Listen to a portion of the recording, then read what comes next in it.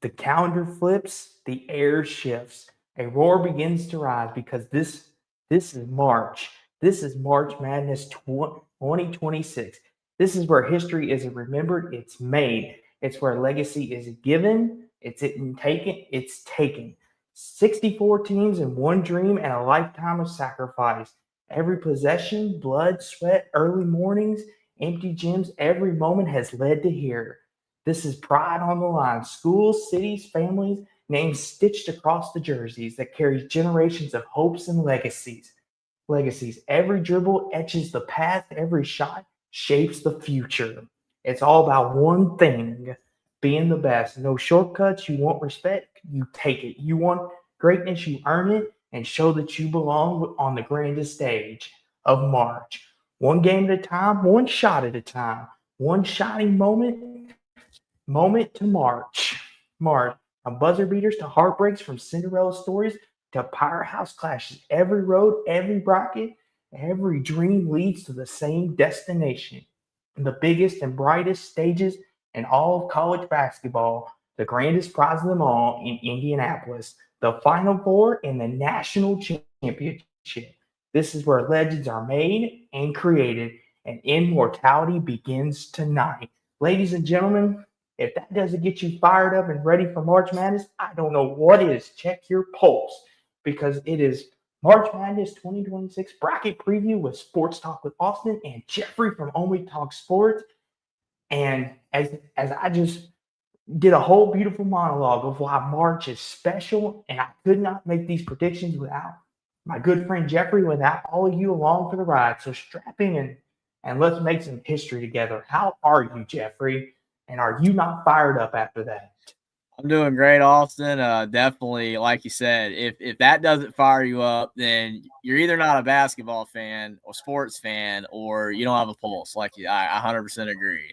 Definitely, I'm excited. I love March Madness every single year. Been watching it since I can remember. Being a little kid, remembering those early Cinderellas in the late 2000s, early 2010s, and Carolina getting a couple of championships. That was fantastic. And definitely, I just growing up with watching March Madness and basketball, I flip flop a little bit when I say what sport is better and what time of year is better.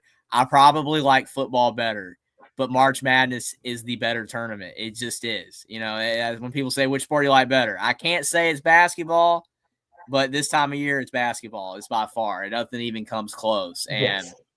definitely just excited to go over all these games. Even though some people are saying this might be a chalk tournament, the top seeds are going to win all the games. There's always upsets, folks. There's always upsets. Somewhere Yes. in these regions, there will be a few Cinderellas that win some games, a few underdogs. And Mm-hmm. now it's me and Austin's job here to try to figure out which ones are actually going to happen, which upsets are going to occur, Yes. who our Final Four picks are. Because Austin said before the show he's pretty confident. I don't know, man. I do have a tentative Final Four, but I'm not confident in it. So hopefully we'll be able to come up with something that actually has a chance to occur. Yes. But it's always a joy. And for all of our old viewers and new viewers, like this has been the thing me and Jeffrey have done. I think dating back to 2022, if I remember correctly. We've done this last couple of years. It's always a fun time. And there's always something me and Jeffrey, we always have a great time. Like I pick some upsets, Jeffrey picks some upsets. We try to sway one another. And that's what we're gonna do tonight. We're going to talk about, the games that are more 50-50, like the Michigans, your Dukes, all that. You know, we're just going to give you what our early take on their game, kind of swing through them. So don't take it as no disrespect to all of our Michigan people out there, or if you're Duke. If you're one of the teams that are playing one of the mid majors, don't take it too offensive. We just like to get to the juiciness of this tournament. But with that being said, though, Jeffrey, we do have a first four though. What kicks us all off? So we actually had a first four before we hopped on here. Howard and UNBC. See with let me get down here and zoom in. Howard beating UNBC 86-83, and they will play Michigan. Jeffrey, did you happen to catch any of this game before we hopped on? I only saw the very tail end of it, and Howard did everything they possibly could to blow the game. They were up like 11 or 12 or something like that with like a minute and a half left. I can't remember what year it was, but everybody remembers that Texas A&M comeback when they were down like 10 or 12 many tournaments ago with like a minute left, and they came back and won the game. So anything's possible in March. And I was getting that kind of vibe from Howard, like about to blow it. UMBC was going to make one incredible comeback, but the incredible comeback fell short, despite Howard missing many front ends of 1-and-1s and fouling a lot and making a lot of mistakes. They did hit a big bucket late. There was a controversial timeout as well, where the coach was like, "Oh yeah, timeout." After they inbounded it, they allowed it. I don't know. There was a lot of crazy stuff, but at the end of the day, Howard survived.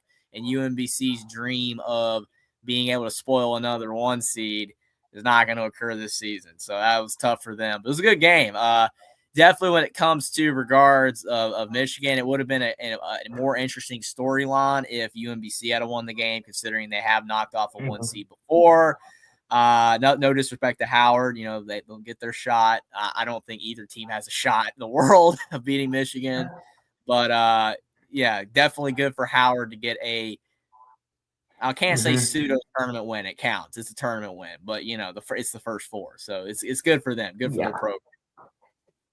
I was like you. I watched all the second half. I was able to make it home in time for that. And this was a high scoring game. The tempo of this game, you think for a lot of these, like little schools, the mid majors, as we like to call them, you wouldn't think they could score like this, but they can. Howard and UMBC were up and down the court, up and down the court. It was like a pinball machine. And like you said, it's good for Howard. It's good for these little schools to experience things like this. It's their first win in the tournament. It's the head coach's first win in the tournament for Howard. So it's a good story for them. And like you said, we'll get to it when we get to Michigan. Obviously, I think there's no secret. We're both going to pick Michigan to advance. How far? We'll get to that later. But good win for Howard. UNBC, another great year. And just a good win. I'm happy for Howard. Sucks, but this is the part of March. It's all about the heartbreak sometimes. You have to lose in order to be a winner. But current game going on, Texas NC State. Currently got it on my television here, and I'm sure Jeffrey does too. Yeah, I'm watching it. And we will provide any updates. If it goes fine before we go off there, we will provide updates. But Jeffrey, what do you think about this being the playing game, so to speak, in Dayton between Texas and NC State? Yeah, the first 4 was, it's always a topic of debate, with the final 4 teams on the bubble that make the field. And there's a lot of years, no right or wrong answer. I like that is kind of a cop-out thing to say because, there's always controversy. Yeah, some years, like last year with West Virginia, they should have gotten in. We all know that West Virginia should have gotten in. I mean, when every bracketologist has them in the field, and they weren't even like a projected first 4 team. And I know the injury to DeVries, but like they actually won a lot of big games without him. So, that was controversial. Indiana was left out last year, but, less of an argument, but a lot of people thought they would get in. This year, you didn't really have that controversy. Every team that got in was expected to get in. All the teams that missed were expected to miss. Probably the team that made the closest cut, because literally they were the first team out to getting in, was Oklahoma because of that run they made in the SEC tournament, and they beat Texas late in the regular season. So a lot of people, were arguing maybe for them, but Auburn kind of played their way out because they just lost too many games. Indiana choked down the stretch. San Diego State, New Mexico just didn't get enough wins and kept losing to bad teams in their conference, so it knocked them out. So it really wasn't controversial who got in. I think the only controversy about the first 4 itself was the fact that I think a lot of people thought Missouri would be in the first 4 instead of NC State. And then also Miami, Ohio being in the first 4. A lot of people felt they should have been above that. I think the issue with Miami, Ohio is just because their strength of schedule was so poor. I mean, if they had lost in the regular season at all, they would have missed the tournament. They would not have gotten in. The only reason they got in was because they went 31-0. And then whatever they did in the tournament, they were going to let them in. But if they had lost that final game to Ohio in the regular season and then lost to UMass, I think they'd have left them out. With Texas NC State, I mean, this is a contrast of styles. NC State can shoot the three ball really well.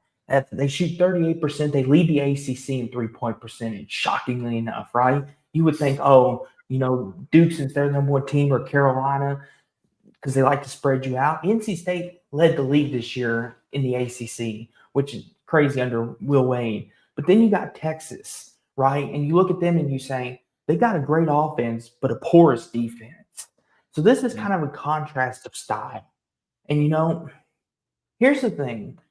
I've seen some people make an argument and say NC State. Like, some people thought NC State started faltering towards the end, and some people were making an argument maybe they'll get left out. But what I think really helps NC State is they were able to beat Carolina in Carolina, if I'm remembering correct, right?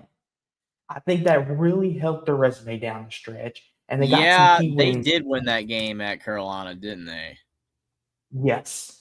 Yeah, I believe they did, yes. Or was it in NC State? No, it was at home for them. It was. Yeah. Okay. But it's still a big win. I knew they beat Carolina once. Because I remember a lot of people were predicting Carolina's demise after that, which we'll get to that when we talk about Carolina VCU here in a minute.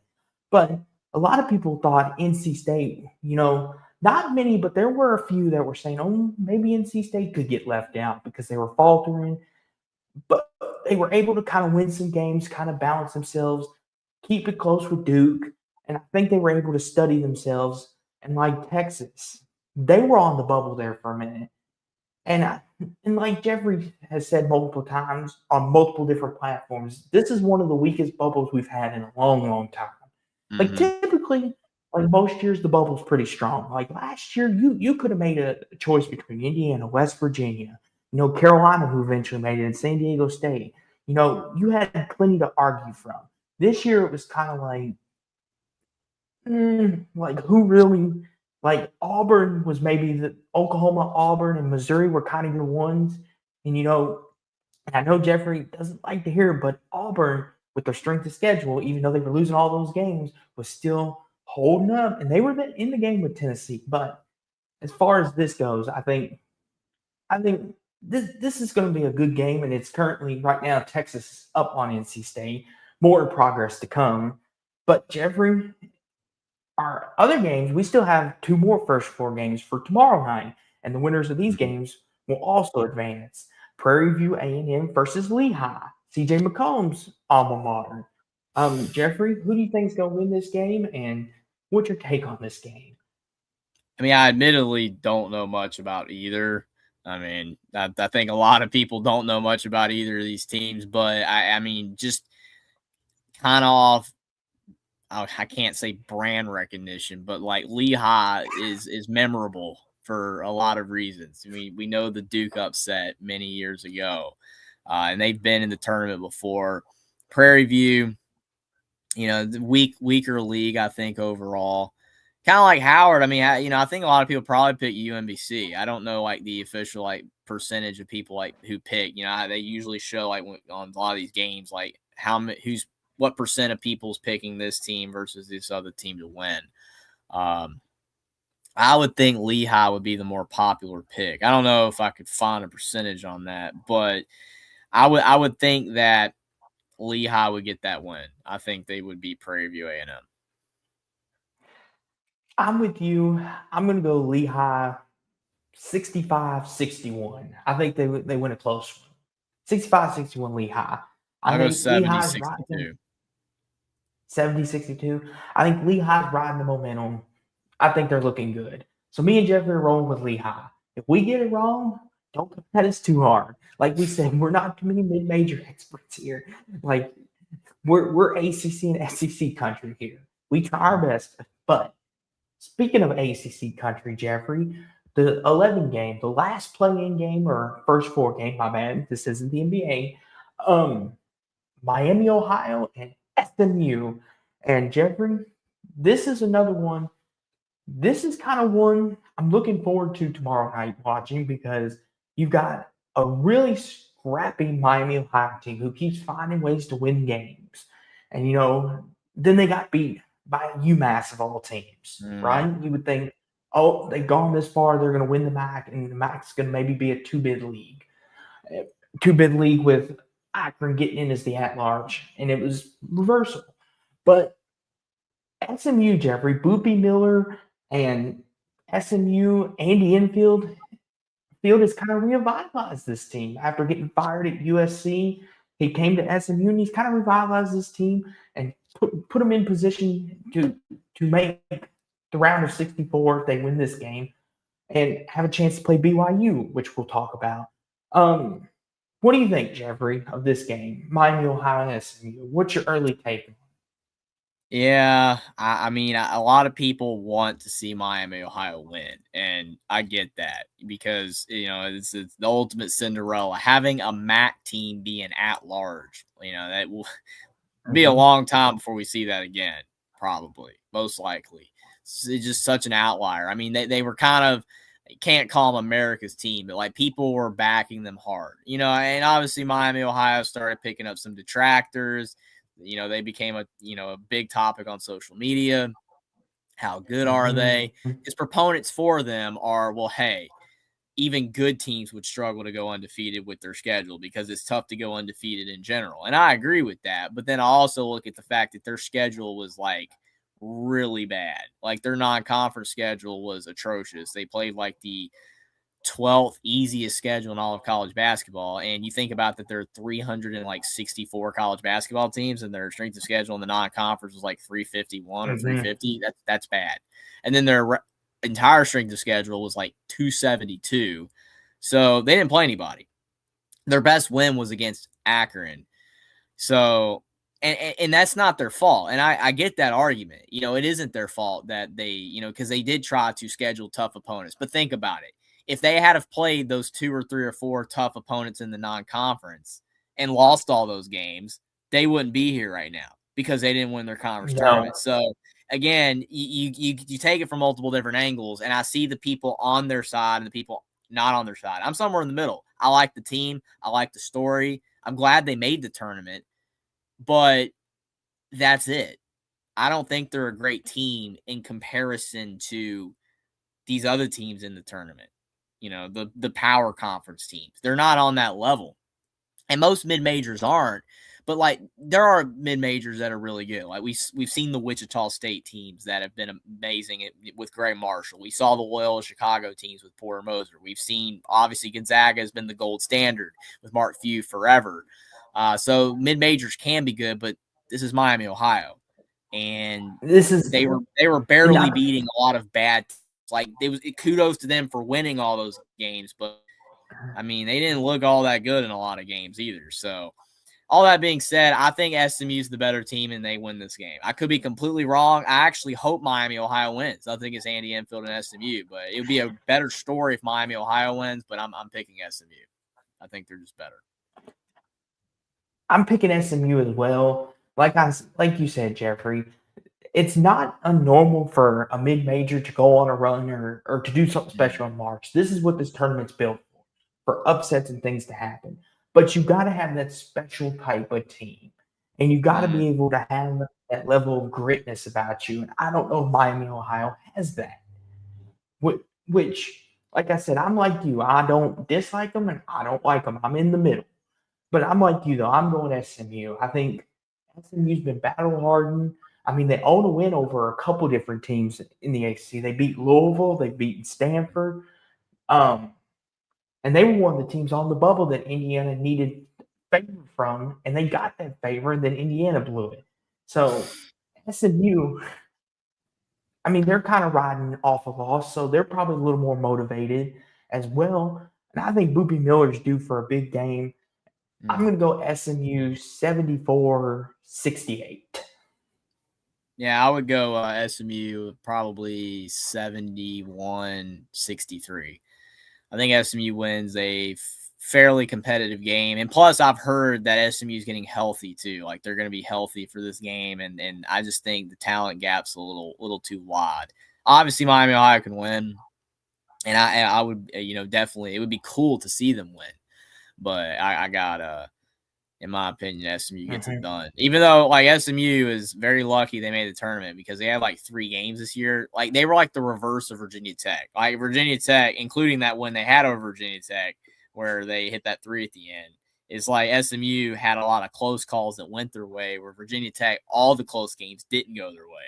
Easily flip that game, and maybe Virginia Tech's in the tournament instead of SMU. So definitely, I don't think SMU is a great team, but I definitely think they have an advantage over Miami, Ohio. Yeah, definitely we're pencil Duke in. Just Siena is not – sorry, Siena, but even injured Duke, I don't think they're going to pull a Virginia or Purdue. So – to get our bracket started, we're starting in the East region, which in my opinion might be the hardest region to predict as far as Final Four. I'll say this up front. When we do our Final Four picks later, I had the toughest time picking a winner out of this region. I don't know, but I won't speak for Jeffrey. He may have already knew his winner when the bracket came out. I still am kind of debating on it. Jeffrey may talk me out of my pick. I won't spoil it, but as for Duke Siena, Duke, me and Jeffrey are both going Duke. I could speak for him on that. But does Duke cover, Jeffrey, for our bettors out there? Would we advise them to take the spread? Yeah, definitely trying to find the spread real quick because I don't know it offhand. I know Duke's probably favored by a lot. But just for record, it says Duke's favored by 27.5. Okay. I mean, it's depends, steep. Jeffrey. Steep. I mean, it depends. If Duke's up by so much by the 5-6 minute mark, then maybe John Shires bring in the bench and then Siena goes on a little mini scoring run to make it. That's what makes it hard to bet those type of spreads. It's the same thing with football when a team's favored by like 38. You can get up 35-0 and just quit. Be like, we won. It's over. We don't have to do anything else. And then it's like you bet the game right because, that team was definitely 38 points or more better than that team, but you got up 35-0 and we're good.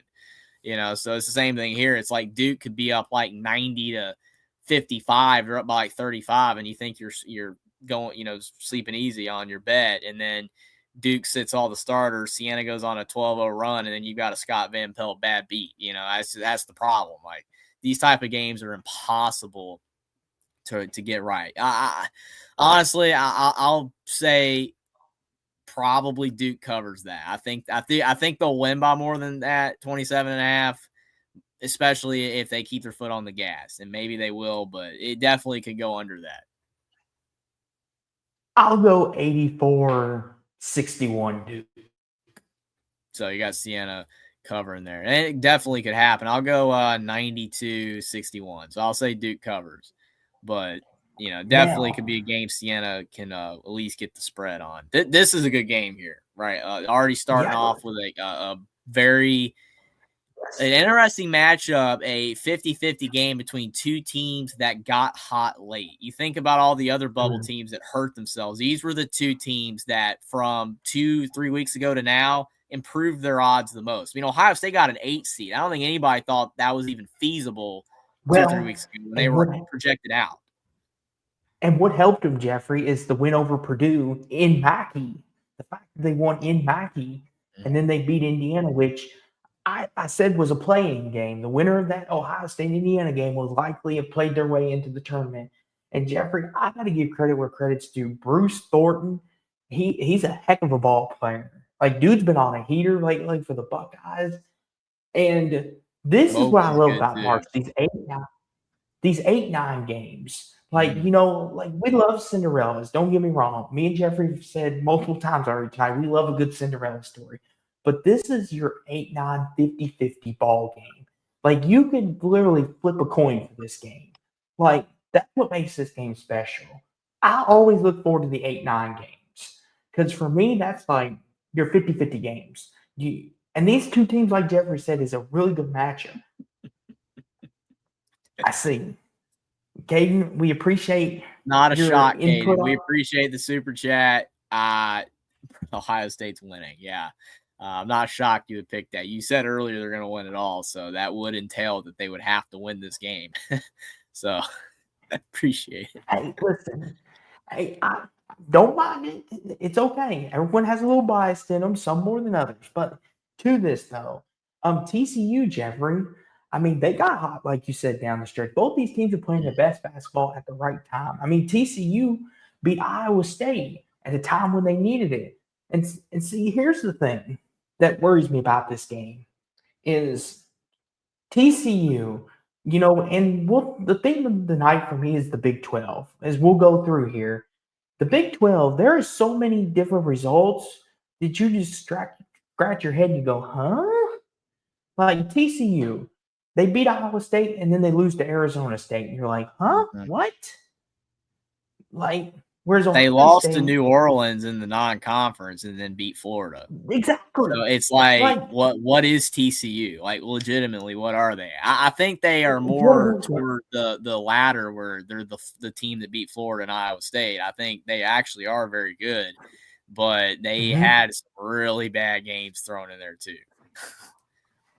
It's one of them, Jeffrey, where you're just like, huh? Where you scratch your head like, that's what makes this game hard. You want to pick first? You want me to pick first? I do have a pick on this game. Okay, go for it. A lot of previous years, and I know we tend to lean toward the coach that has experience, and Jamie Dixon has more experience than Diebler. I'm not saying that's the be-all and end-all. It's not. But TCU, at their best, beat some really good teams. Ohio State came on down the stretch. Definitely came on down the stretch. The Purdue win was very impressive. But to be fair, Purdue at that point in the season was kind of fading. I know people don't like to hear it, but it's very important when you beat a team.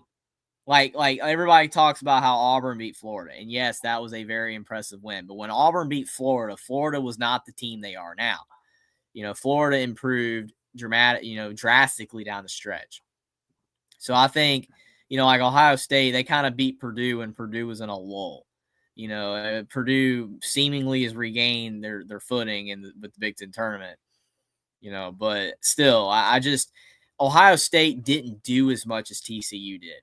Like, I know TCU had a lot of stinkers. I know TCU lost to a lot of garbage teams. And they had probably, I don't think it's far-fetched to say, the most polarizing resume in college basketball this year, with the amount of bad losses they had and the amount of good wins they had. I mean, they were on the bubble for the longest time, and they were the only team that had like 4 or 5 like legit wins. Like all these other teams, you're like, oh, well, Indiana's got the Purdue win and the Wisconsin win, and Auburn's got that Florida win and the Kentucky win. Like TCU had Iowa State, and they had Florida and a couple other big ones in the Big 12. Like, they had legit wins. I think that their ceiling's higher than Ohio State. It's tough to pick against Thornton and Mobley because they're playing great, but I got to go with TCU. I think Jamie Dixon gets it done, and they win this game. That's my opinion. You know what, Jeffrey? Give me TCU as well. I think TCU wins this. I think this is another one of them. I think Jamie Dixon and TCU get it done. I think being in the better conference and more power tested, as far as, like you said, one of the more polarizing, I think it did him some good for March. Give me TCU 71-70. I think they win by a point. What do you think score-wise? I'll go with 72-70. I think it's a nail biter. I think TCU squeaks it out. I think it's gonna be a good game. I could definitely see it being a coin flip. I just I can't say trust TCU more, but I trust Jamie Dixon, I think, a little bit more. So it should be one, in my opinion, one of the better first round games. This is a good game here too. Like Northern Iowa, we've seen Northern Iowa in the past have a lot of success in the 2010s. Yes. They got a good win or two in there in the tournament. They were kind of one of those Cinderella stories that people used to talk about. Now they're back versus a St. John's team that a lot of people feel got underseeded. A lot of people feel they should have been a 4 seed. And that, I think the reason they didn't get it is because the Big East was weak, but St. John's down the stretch was playing very well. Offensively, they're a bit challenged, but defensively, they're very good. And it's Rick Pitino. It's Yes. Rick Pitino. And here's the thing too. This St. John's team, Jeffrey, is better offensively than they were last year. That's not saying much because they're still challenged offensively. But here's the thing, though, Jeffrey. Here's the thing about St. John is they beat UConn by double digits, right? They drilled them. And a lot of people thought UConn was the class of the Big East and maybe the class of the entire country. And then they drilled them. But then they have those games where they're playing tight with like a Seton Hall or these teams that they know that they're better than. That, But like you said, though, it's hard to consistently keep that level up, because eventually someone catches you. You get a little too close to the sun. But like St. John's, they're too great defensively, Jeffrey. They can lock you down defensively. If they go on a scoring drought, that they could just lock you down, clamp you down, and Rick Pitino will get a game plan together. I think St. John's wins this game. Like, I know Northern Iowa's had success, but I think the defense of St. John's and Rick Pitino, with all of his experience at all of these schools and the experience of last year, I think they win it 65-51 in a grinded out type game. Yeah, that's a good pick there. I mean, I think Northern Iowa, being healthy now, because I've heard a lot of people say, well, hey, they were injured in the Missouri Valley, conference, like in the regular season. In the non-conference, they were healthier, they were playing better, and then they got healthy at the end of the season, and they were very good in the conference tournament. So a lot of people have faith in them, but this isn't the right team to play. I don't think. If you're playing some other 5 seed, maybe, but it's Rick Pitino and St. John's. I just you gotta put Rick Pitino in the Tom Izzo camp. Like, he's not gonna lose the first game, especially when they're playing this well. I think St. John's is one of those teams that are peaking at the right time. I don't know how far they're gonna go, but I definitely think that they're going to win this game. And I agree with that type of score. I'll go 70-54. I think St. John's might crack 70 just because Northern Iowa is a solid team. But I don't know if that's an indictment against mid-majors that they're a 12 seed or not. I don't know. Like, I know Missouri Valley is one of the stronger ones, but I'm like, 12 seed? Felt maybe a little more like a 13. That's me nitpicking a bit, but I think St. John's will be fine in this game. I'm not really worried about it. Honestly, I'm more worried about this team. And I know that's crazy to say that with Bill Self because it's Bill Self. I don't trust Kansas, man. They don't look good at all. Here's the thing, Jeffrey. Bill Self is a beacon of he always wins one first round game. He always does. But the reason why that might be put in doubt, like you said, is because of Daryl Peterson and the whole team of being the chemistry. And like you said, that's like, I'm sure you'll get to it, but like they're too inconsistent sometimes. But it's Bill Self in March. Go ahead. Yeah, I mean, I think ultimately it's Bill Self in March. I think if you pick him to get upset, it feels wrong. It doesn't feel right. And Cal Baptist, I don't think is a trendy pick either. Like if this was like a South Florida or something, then I think that you would legitimately have more people picking an upset here. I just don't think Kansas is that great. I really don't. Like, I watched them multiple times, and yeah, they won some big games because people will throw that back at you and say, well, yeah, Kansas won all these games. Do you know where they won them all? They won them in the fall. And I'm not saying anything about that, but like people say, oh, well, Kansas beat Arizona. I watched that game, and I'm not saying nothing, but there was a lot of home cooking, okay? There was a lot of home cooking in that game. Arizona was a better team in that game, by far. I'm just saying. Kansas, when they were not at home, looked awful. They looked awful in the Big 12. And I understand you could say, well, that's home cooking in the other direction for those teams. I'm not saying it's not. I'm just saying that Kansas had a major discrepancy between home and away. And that's true for a lot of teams, but Iowa State, Arizona, some of the other teams at the top in the Big 12, even Texas Tech got some big road wins. They played well on the road. Kansas did not. Kansas sucked when they were on the road. When they were not at the Phog, they were horrible. And to me, that's a sign of a team that's not that great, because we know that the Phog gives Kansas, you say home court, home field gives you a few points. The Phog gives you a few extra points. It just does. It flat out does. I mean, they don't, like, Bill Self never lost a Big Monday. Okay, we know Bill Self's an amazing coach, and we know that's an amazing crowd. He's had some amazing teams, but come on. It's very hard to win at Kansas for a reason. There's a lot of factors besides the crowd that helps them out. And I just was never impressed with it. All that being said, I will pick them to win the game. I'll say Kansas wins 75, 60, 66. I don't think they're going to win by a ton. People picking Kansas to make a run here. I don't see it. I really am not a believer in the Jayhawks this season. I'm like you, Jeffrey. I'm going to pick Kansas. But like you said, Kansas does have a lot of questionable moments. Like, I know they beat Houston on Big Monday, and a lot of people circle that of they beat Houston. And Trey White came alive in that game. The former UCLA and Louisville guy, he came alive in that game. He had like 25 points, I believe it was, and hit like 6 threes.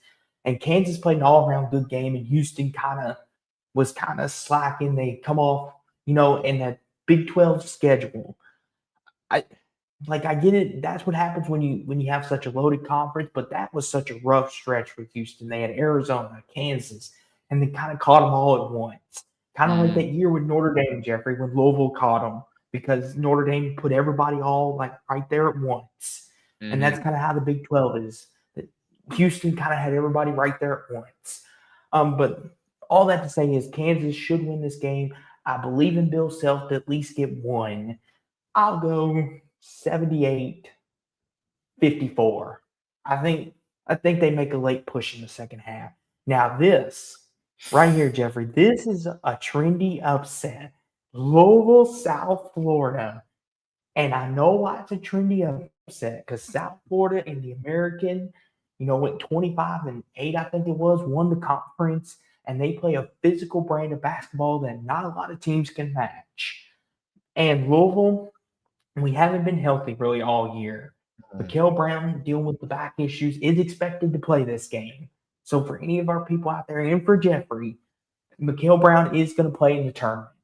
And here's the thing with Louisville. They're a team, they got the size, they got the speed, and they can shoot the three ball, but they're not physical sometimes. They have a tendency to get bullied. Like Tennessee bullied them on the glass. Arkansas bullied them on the glass. Played physical with them, and it showed in those games. And that's why a lot of people think South Florida can win this game, because if we don't bring our hard hands, they're going to bully us and outman us.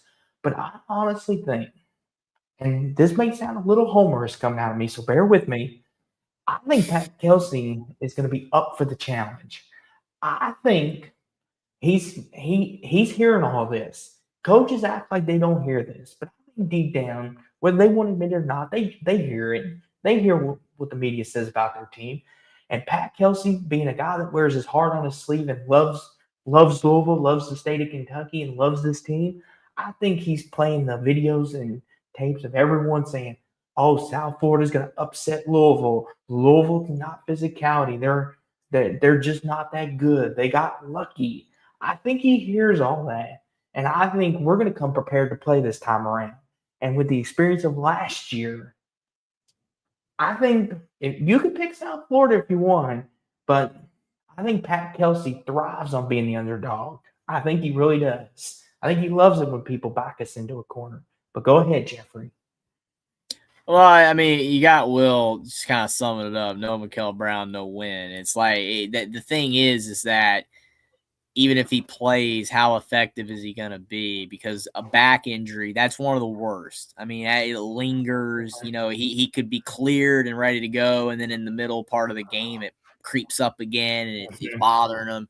That's what worries me, because if he's not effective, yeah, I mean, I'm South Florida. I pick South Florida. It's nothing against Louisville's other players, but Mikael Brown is the engine, man. I mean, when Louisville was at their best, I mean, when they blew out SMU or whatever, or was it SMU or was it NC State? It was one of those two. It was an NC State. They won that game 118-77. I remember the score. Got the opponents wrong. NC State. I mean, that they look great. Like, they look like a team with a pretty high ceiling. You know, maybe not in that top 2 or 3 seed range, but like a team that's even better than a 6 seed, maybe in that 4 or 5 range. But Louisville also had poor moments as well. You know, some not as good performances, and a lot of it had to do with his injury and just inconsistencies there. So I'll pick Louisville just because we know Mikael Brown is going to play, and I'm banking that he will be okay, especially considering he did not play. He has not played in a bit, so he's rested. If he's ready to go and he plays well and has at least 20 points, he's dishing the ball out well, I think Louisville wins the game by at least 5-7. I'll go 74-67. But if he's not effective, then that completely, negates my pick. And I totally would have gone South Florida. If it was announced he wasn't playing, I would have gone South Florida. But I think Louisville wins if he's at least 80%. I'm going Louisville as well. I'm going 68-62. Go Cards. Go Cards. I think we advance to round 2. I think Mikael Brown being back and us getting healthy, and we've proven we're able to beat teams without him, but with him being back, adds a whole nother dimension to our team. I think we beat South Florida 68-62. And Jeffrey, the hits keep on coming in this East region. You got number 3 Michigan State and North Dakota State. Jeffrey, the East region, when you talk about, I don't think this is me speaking out of turn. This may be the greatest collection of coaches in a region history that I think I've ever seen since I've been watching. You've got Shire, Kelsey, Izzo, Sil, Patino, and not to mention you got Mick Cronin, you got Dan Hurley down there. I mean, Jeffrey, that's 6 to 7 potential Hall of Famers and national championship winning head coaches. Like this may be the best region that they've had in years. But to this though, Jeffrey, Michigan State. I mean, Tom Izzo, another great team, right? Mm-hmm. He's the embodiment of consistency. Another 20-plus win season. But, Jeffrey, they got beat by UCLA in round 1 of the Big Ten tournament. That surprised me a little bit. Just a hair. I was like, ooh, okay. Maybe the Big Ten's catching up to Izzo again. Just a little bit. But playing North Dakota State, what do you think, Jeffrey? Do you think there's a chance there's an upset, or like Bill Self, Tom Izzo gets one? Yeah, I mean, it's tough because, this region as a whole, like you said, is full of Hall of Fame coaches, and, you're in, future Hall of Famers, and you're just, you want to back those guys. You trust them, you like Izzo doesn't lose early. He's just not one of those coaches that loses in the first round, basically ever. And, I think, when you look at it from the Duke perspective, that sucks. Like, you got the number 1 overall seed and you get a pretty tough region. It's not ideal. You kind of wanted a weaker region. That's your reward for being the number 1 overall seed. They didn't get that. But when it comes to this game, North Dakota State has been here before. They've been in the tournament before, like South Dakota State. They're very familiar among college basketball fans. And I think some people are going to pick this. There will be a few. I don't think there will be a lot, but there will be a few people that pick this upset. I just can't do it. I know Michigan State's not a perfect team. Like, Cohen Carr is a fantastic athlete, but, he's got limitations. And then Jeremy Fears, great point guard, fantastic point guard, but the issues he has, we all know about that, in game and doing, you don't want to see Jeremy Fears hurt his team in March. You do not want to see him make mistakes like he's made in the season, getting multiple technicals and other issues. Like, that can't happen, because even if it doesn't affect them in this game, it could affect them in a future game. So yeah, just Mhm. there's a lot of interesting storylines with Michigan State's team, but I just think whether positive or negative, results abound with anything with fears, some of their other players. I think they'll be fine in this game. I think Michigan State wins 80-65. I think they win this game fairly easily. It's nothing against North Dakota State. I just think Michigan State is too good for them. But definitely, I'm going to Mhm. be intrigued to see how far they can go. Because, I mean, definitely, like Izzo usually goes on deep runs, but is this a deep run type of team that he has? Is this one of his last type of deep run teams that he'll ever have? It's a lot of stuff to think about there, So it's definitely going to be interesting to see. I'm like you. I'm gonna back Izzo, and I think, like you said, Jeffrey, there's some certain questions around this team that Izzo typically doesn't have around Mhm. March. So, but I think Izzo is a great head coach, obviously, Hall of Fame. I think he'll get it together. I think he'll talk. He's got too good of a team, I think, and they should overpower North Dakota State. I'll go 79-55. This Jeffrey in the 7-10 game, UCLA UCF, a trendy game because UCF Jeffrey, a lot of people are sleeping on Johnny Dawkins and them Knights of Central Florida. They are a team, Jeffrey, I would watch for because the resurgence of UCF has been something to watch. But UCLA Jeffrey, Mick Cronin, he always seems to win at least one or two tournament games. This is an interesting game. I'll let you go first on this one. Yeah, I like this matchup. It's definitely two teams that had interesting seasons overall. Because I mean, obviously, like UCLA's been in the limelight for a lot of negative reasons. Mick Cronin's been losing his mind at like every press conference, and people are wondering if he was even gonna like remain the head coach after this year. But because they kind of had a Mhm. rough stretch earlier in the season where like they were one of those bubble teams that maybe weren't going to get in, but then they turned their season around. I remember at one point it looked like USC had a better shot to make the tournament than UCLA. A lot of people forget Mhm. that, but there was a point in the Big Ten season where USC had a better shot to make the tournament than UCLA. Now that completely flipped because USC proceeded to completely fall apart and lose every game the rest of the way, and then the Baker Mazzara thing, and then UCLA actually started winning games. Like after they lost to Indiana at home, it's kind of funny that both UCLA and Wisconsin, after they lost to Indiana, played way better after that. It is bizarre. Mm. Like UCLA lost to Indiana at home. That was their only home loss. And then they turn around, they're beating Illinois at home and like winning huge games.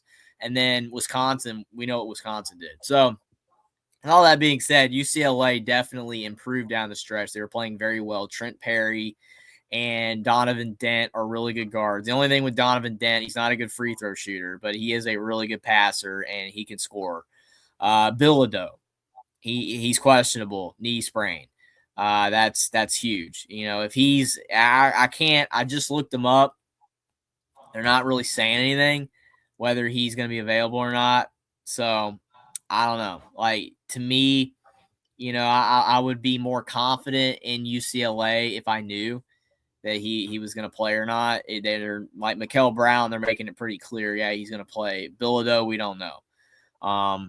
UCF, great story this year considering like Johnny Dawkins was on the hot seat. He's been on the hot seat. He's just kind of survived down there. He's just done enough for them to keep him. Makes the tournament in the Big 12. Something that Wes Miller could not do at Cincinnati. With a much lower NIL budget. So huge for UCF.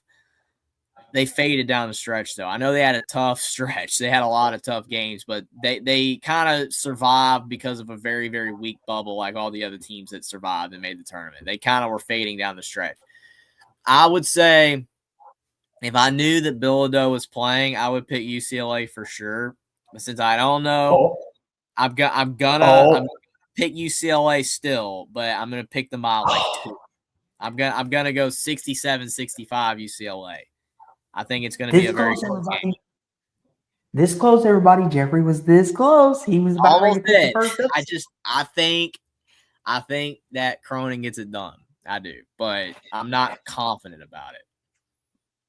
I'm like you, Jeffrey. Like you said, UCF has kind of had a resurgence in the Big 12. Johnny Dawkins, arguably could have won Coach of the Year nationally. How good of a year they had. But like you said though, UCLA with the injury concern definitely something to raise an eyebrow at. But I do think, like you said, I do think Donovan Den, I think him being the player that he is, I think him and his crew, I think Mick Cronin and company, I think they can win at least a game without it. I think UCLA wins. I'm like you, Jeffrey. I think UCLA wins 74-75. 75-74, UCLA wins by a point. I think UCF plays hard. I think the Big 12 hardens them, and I think they get it. I think UCLA wins by 1 point. One.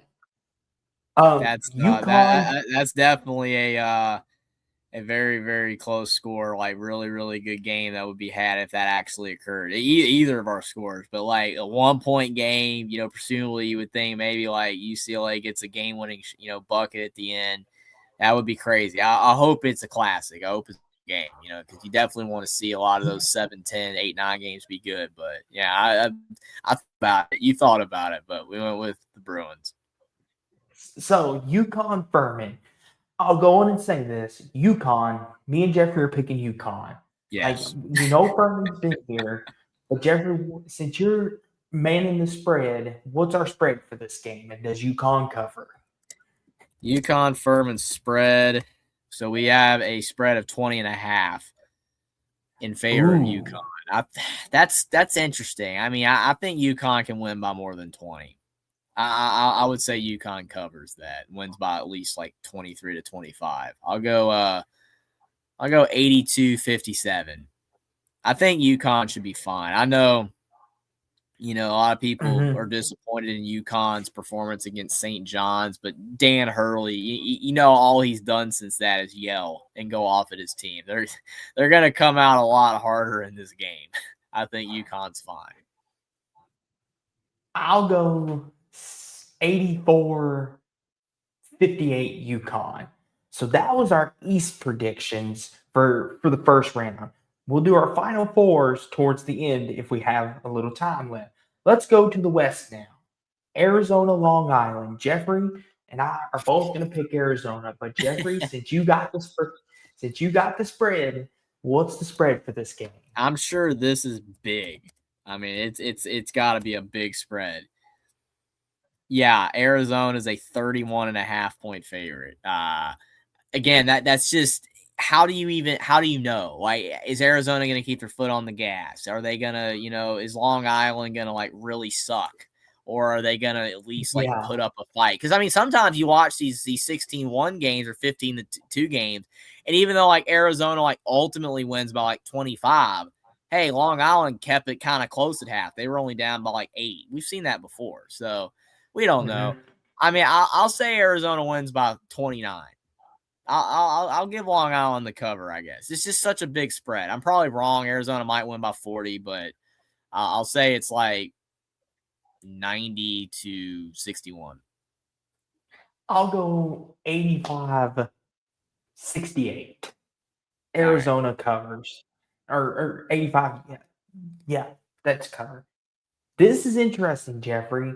Villanova, Utah State in the 8-9 game. And Jeffrey, Villanova is back in the tournament where they belong. They finally have pulled themselves out of purgatory, and they are back where they belong. It just feels right when Villanova's good. Utah State, Jeffrey, an incredible year in the Mountain West champs. This is going to be a fun game. What's your takeaway on this? I'll let you start. Yeah, I'm conflicted on this one because to me, I look at both of these teams and I saw a lot of good. Like Villanova did everything right to make the tournament in a very weak Big East. they won all their games pretty much. That they beat everybody below them pretty much. They did not slip up. They didn't have the upsets. I mean, if Villanova had lost a couple of the Butlers and the Georgetowns and the Providence type of games, they wouldn't be here. They would have left them out because unfortunately Seton Hall didn't do that good in the non-conference, and then they did suffer like 1 or 2 losses in the Big East that they could have won. That's why they didn't get it. Villanova didn't do that. They took care of business against everybody. So that's why they got in. Utah State early on in the non-conference and early Mountain West play was doing very well, and then kind of late they started to lose games. But the Mountain West is such a tough league because I'm not saying tough like it's the hardest league ever, but it's a tough league in regards to the teams at the top trying to get in, because teams like Grand Canyon and Boise and Nevada and Colorado State that had no shot of making March Madness, they weren't bad, especially on their own court. So like Utah State and therefore San Diego State, New Mexico lost some of those type of games. And that's why ultimately San Diego State and New Mexico missed the tournament. And Utah State went from a solid, possibly 6 or 7 seed down to the 9 seed range. So I think Utah State is better than their seed range. I think they're a very good team. Like they are really, really solid, but just a byproduct of the Mountain West being competitive enough that you lost a couple games maybe you shouldn't. And, you know, it may therefore weaken the entire league. But this is a 50-50 game. I think that Villanova, the case for them, you know, they have a good coach. You know, they've got a guy who's been in March before, and he's turning them around. But, I mean, I also just I look at the fact, like, Villanova, I mean, neither Villanova or Utah State have, like, a lot of great wins. They don't. But, I mean, Villanova was very consistent. They were very consistent. They beat teams that were better than them. Is Utah State better than them? Villanova consistently beat teams that weren't better than them, rather. I said it backwards. Villanova was very consistent against those teams. Is Utah State better than them or not? Because if, in my mind, I'm looking at – I know this is a stupid thing to say because, obviously, if a team's better than them, they should win, right?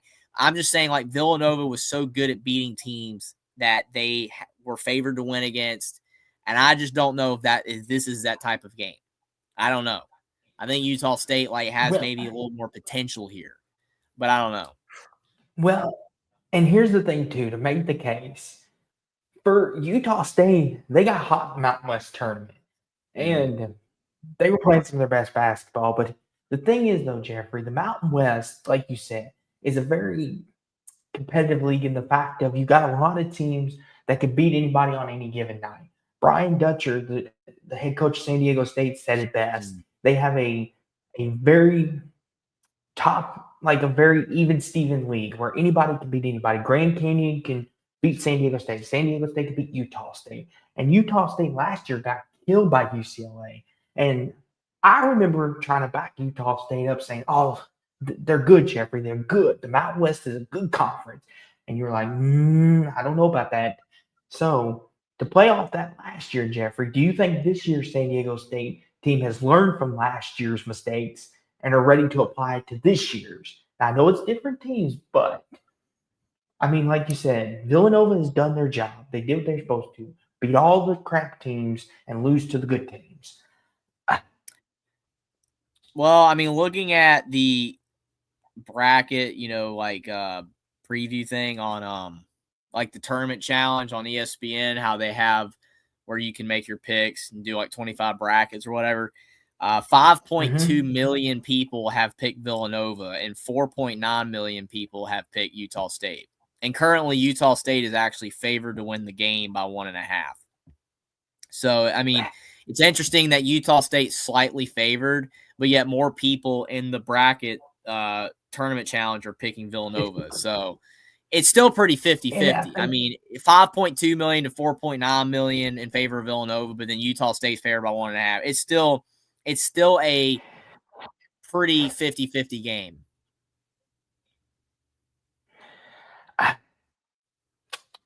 You want to pick first? You want me to pick first? Well, I've done a bracket. I'm picking off the one bracket I've done. And I might do a couple more just because, even though they don't matter, because I'm not going to get any of them right. But the one bracket I've done so far, I picked Utah State. So Okay. I'll go with Utah State. I do not know how much I trust the Mountain West because, like you said, I agree. Last year we were talking about this very same thing, and like Utah State, and these other teams in the Mountain West did not deliver; they underperformed. I just don't know. Like Villanova, I mean, Kevin Willer's good coach, but I mean he's still trying to build there. They might be better in the future. I think Utah State might get it done. I think I'll go 70-68. Utah State. I'll go with Utah State as well. I think they're playing their best basketball at the right time. And Villanova lost to Georgetown in the Big East tournament to Ed Cooley. So they're coming off a loss. But I'll go Utah State 68-64. I think Utah State wins in a grinded out type game. Jeffrey, this is kind of a sneaky under the radar game. Wisconsin High Point in the 5-12 game. And Jeffrey, this is going to be such a high-paced, fast-paced game. If you love offense, this is your game to watch because I'm pretty sure there's going to be no defense played in this game. High Point averages, I think, almost 86 points per game. Wisconsin's almost at 90. The Killer Bees for Wisconsin, Nick Boyd, and company, the two Killer Bees for Wisconsin, Greg Gard. This might be one of the best teams he's had in a long time. This is going to be a fun game. The thing with Wisconsin is they can't defend though, but neither can High Point. So, like with all that being said, Jeffrey, I think this is going to be the first one to 90 wins. I think it's going to be one of them games. So High Point can win this game. But the two Killer Bees for Wisconsin, Nick Boyd and what's the other one, Jeffrey? It's escaping me right Blackwell. now. Yes, thank you. They call them the Killer Bees. Those two guys can score, and they can score in bunches. I don't know, man. The thing with Wisconsin and some of these other Big Ten teams is they choke a lot. The Big Ten has had the propensity to choke in March. So that's why, like, I look at that and I'm like, man, that has upset potential. But, man, Wisconsin was playing great basketball down the stretch. Like I said, after they lost to Indiana in Assembly Hall by 1 on a controversial ending, I don't really think it was that controversial. It was a foul, but whatever. Wisconsin, after they lost to Indiana, they were on fire. I mean, they were playing arguably the best basketball in the entire Big Ten down the stretch. And that's what got them up to a 5 seed because around when they played Indiana in Assembly Hall in early February, I mean, they were like a projected like 9 seed or a 10 seed. They were kind of on the upper bubble. They were kind of in that comparison with Iowa and UCLA and USC and even Indiana before they ultimately fell apart. But Wisconsin just turned it on. I mean, because they started out like 7-4 in the non-conference and they had losses to TCU and, it's just marginal results at best. But then they just as the season progressed, they played better and better. And they even did well in the Big Ten tournament because they won a game. I don't know. I think, man, I gotta go with Wisconsin, man. I know defensively they struggle, and I don't trust the Big Ten in these type of games because we've seen like Ohio State choke. Remember Holtman was there. They lost as a 2 seed to Oral Roberts. I mean, we've seen Wisconsin choke before. We've seen Iowa. That was Keegan Murray, the 5 seed, lost to 12 seed Richmond. I mean, again, the Big Ten has that propensity to choke in these type of games. So I don't trust Wisconsin here, but they're playing so well, I think they win. I'll go 85-74. And Purdue lost 16. This is one. And here's the thing, too, Jeffrey. A lot of people picked High Point to beat Purdue last year, and Purdue won to their credit. So High Point's back again in the same position. But like you said, Wisconsin nearly beat Michigan, and they're playing some of their best basketball. I think this is going to be a high-scoring shootout game. I'm going to go 94-87. 91 Wisconsin in a shootout. Okay. 94-91 Wisconsin. Arkansas, Hawaii. And Arkansas, Jeffrey, John Calipari wins the SEC with the Hogs, Pig Suey. Darius Acuff, one of the best players in the country. Hats off to the kid. He's very good. But Arkansas, Jeffrey, here's the thing. They're peaking at the right time. They're playing really good basketball. But John Calipari in March Madness, sometimes just when you start to believe in him, chokes it away. So for everyone thinking this is the year, like I've seen some people pick Arkansas to go to a Final Four. Like, listen, I think Arkansas is a really good team, but John Calipari has his moments where he likes to squander opportunities. Well, They're I mean, playing we Hawaii. remember Kentucky St. Peter's and we remember Kentucky Oakland. I mean, like you can't erase those. I mean, obviously we know about the 2012 team that was loaded. They won it all. And then the 2015 team that was loaded and they lost to Wisconsin in the Final Four. Those were his highlights. And then after that, he's had a whole lot of mediocrity. I mean, that's why I got fired. Basically, at Kentucky. So, Hall of Fame coach, tons of scandals. A lot of people like him. A lot of people don't like him. I tend to be more critical of Calipari, but they are playing very well. I mean, they look like they're playing better than his last couple of Kentucky teams. I mean, they're playing great. Like, I mean, you think about Acuff has come on down the stretch. And I know people are like, oh, he's going to be tired because Arkansas just played on Sunday and now they're playing on Thursday. And they had to play all those games. But Acuff, to me, he's not Peterson, man. He's not that load management crap. No offense to Peterson. But, I mean, I understand Peterson had a hamstring. I'm not trying to hate on him or nothing. But Acuff has been playing 40 minutes every game, and he looks like he can play 80 minutes. He's fired up. He's balling out. You could argue that he's playing better basketball than anybody in college basketball right now currently. And his teammates are stepping up. I mean, Malik Thomas is very good. Billy Richmond's been playing very well. Trevon Brazile is healthy and playing well. They're good. Yeah, I would like to see Hawaii win, but I can't pick it. I think Arkansas gets it done. I don't know how far he's going to go, but I think Arkansas gets it done. Hold on, Jeffrey, before you make your pick. So, for a lot of people that don't watch Hawaii, I was watching a couple of their tournament games, their conference tournament games. They play a no-switch defense. They play straight up man-to-man. They do not switch. They do not play zone. They play man-to-man all the way. And it's worked to their success all year long. And a lot of people would think that's suicide. But in the formula that they use it works pretty well. But the problem is, like you said, Jeffrey, Arkansas has got too many, I think, talented players that I think if you play them just man-to-man, I think that is going to hurt them. Acuff's going to destroy them off the dribble. See, a type of defense like that works when you're playing teams that are not that athletic, when you're playing teams that don't have a lot of guys that are dynamic off the dribble. And Arkansas has those guys. And if they don't try to switch to zone, they're going to get – I didn't even know that because I haven't watched Hawaii at all. I did not even see their conference tournament. But since you say that makes me want to pick – that makes me pick Arkansas even more. That they're not going to win. They're just not. Well, you can't play that type of defense against a team full of athletes. You can't do that. No. Well, and here's the thing too, Jeffrey. I'm picking Arkansas as well, but not a lot of people know that about Hawaii. I thought that was an interesting fact. Very interesting. I'm gonna pick Arkansas as well. 70-57. I'll go 82-57. Okay, you got a bit of a more far-fetched out there. Arkansas pulls away late.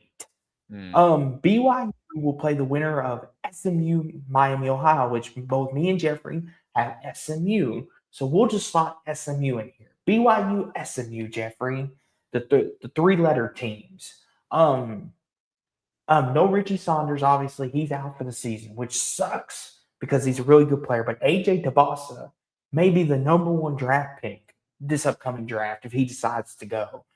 But Jeffrey, even with all the injuries BYU suffered, they're still a very talented team, and they could be a dark horse to make a run at it. And I'm not saying that's who I'm going to pick to take to the Final Four, but they have potential to do it. They have potential. But against SMU, I think it's an interesting game if it's SMU BYU, but I still think BYU wins. I think DeBoss is too good. I think he had 2 40-point games in the Big 12 tournament. I think he's the best player in the world right now in college. I think BYU wins 79-73 over SMU. What do you think, Jeffrey? Yeah. Yeah, BYU, Will said they're playing the winner of this game, the Texas NC State. So it'll be we didn't pick. So I mean we don't know. It's kind of hard to pick when the game's live, you know.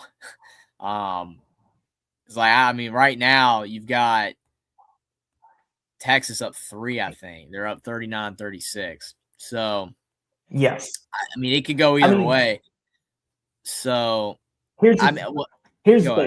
So I cut you off. Scratch that. Go ahead, though, Jeffrey. Go ahead. Oh, you're good. I mean, it's tough when there's so many games and all these first 4 matchups. It's like, you know, it's tough to because I think the other one, who's the other 6 seed that they're going to be playing the winner of Miami, Ohio, and SMU. Is it Tennessee? Yeah, I think it is. Yeah, it's Tennessee. So, I mean, but looking at this game, though, I like BYU. To me, I feel like they are a good team still.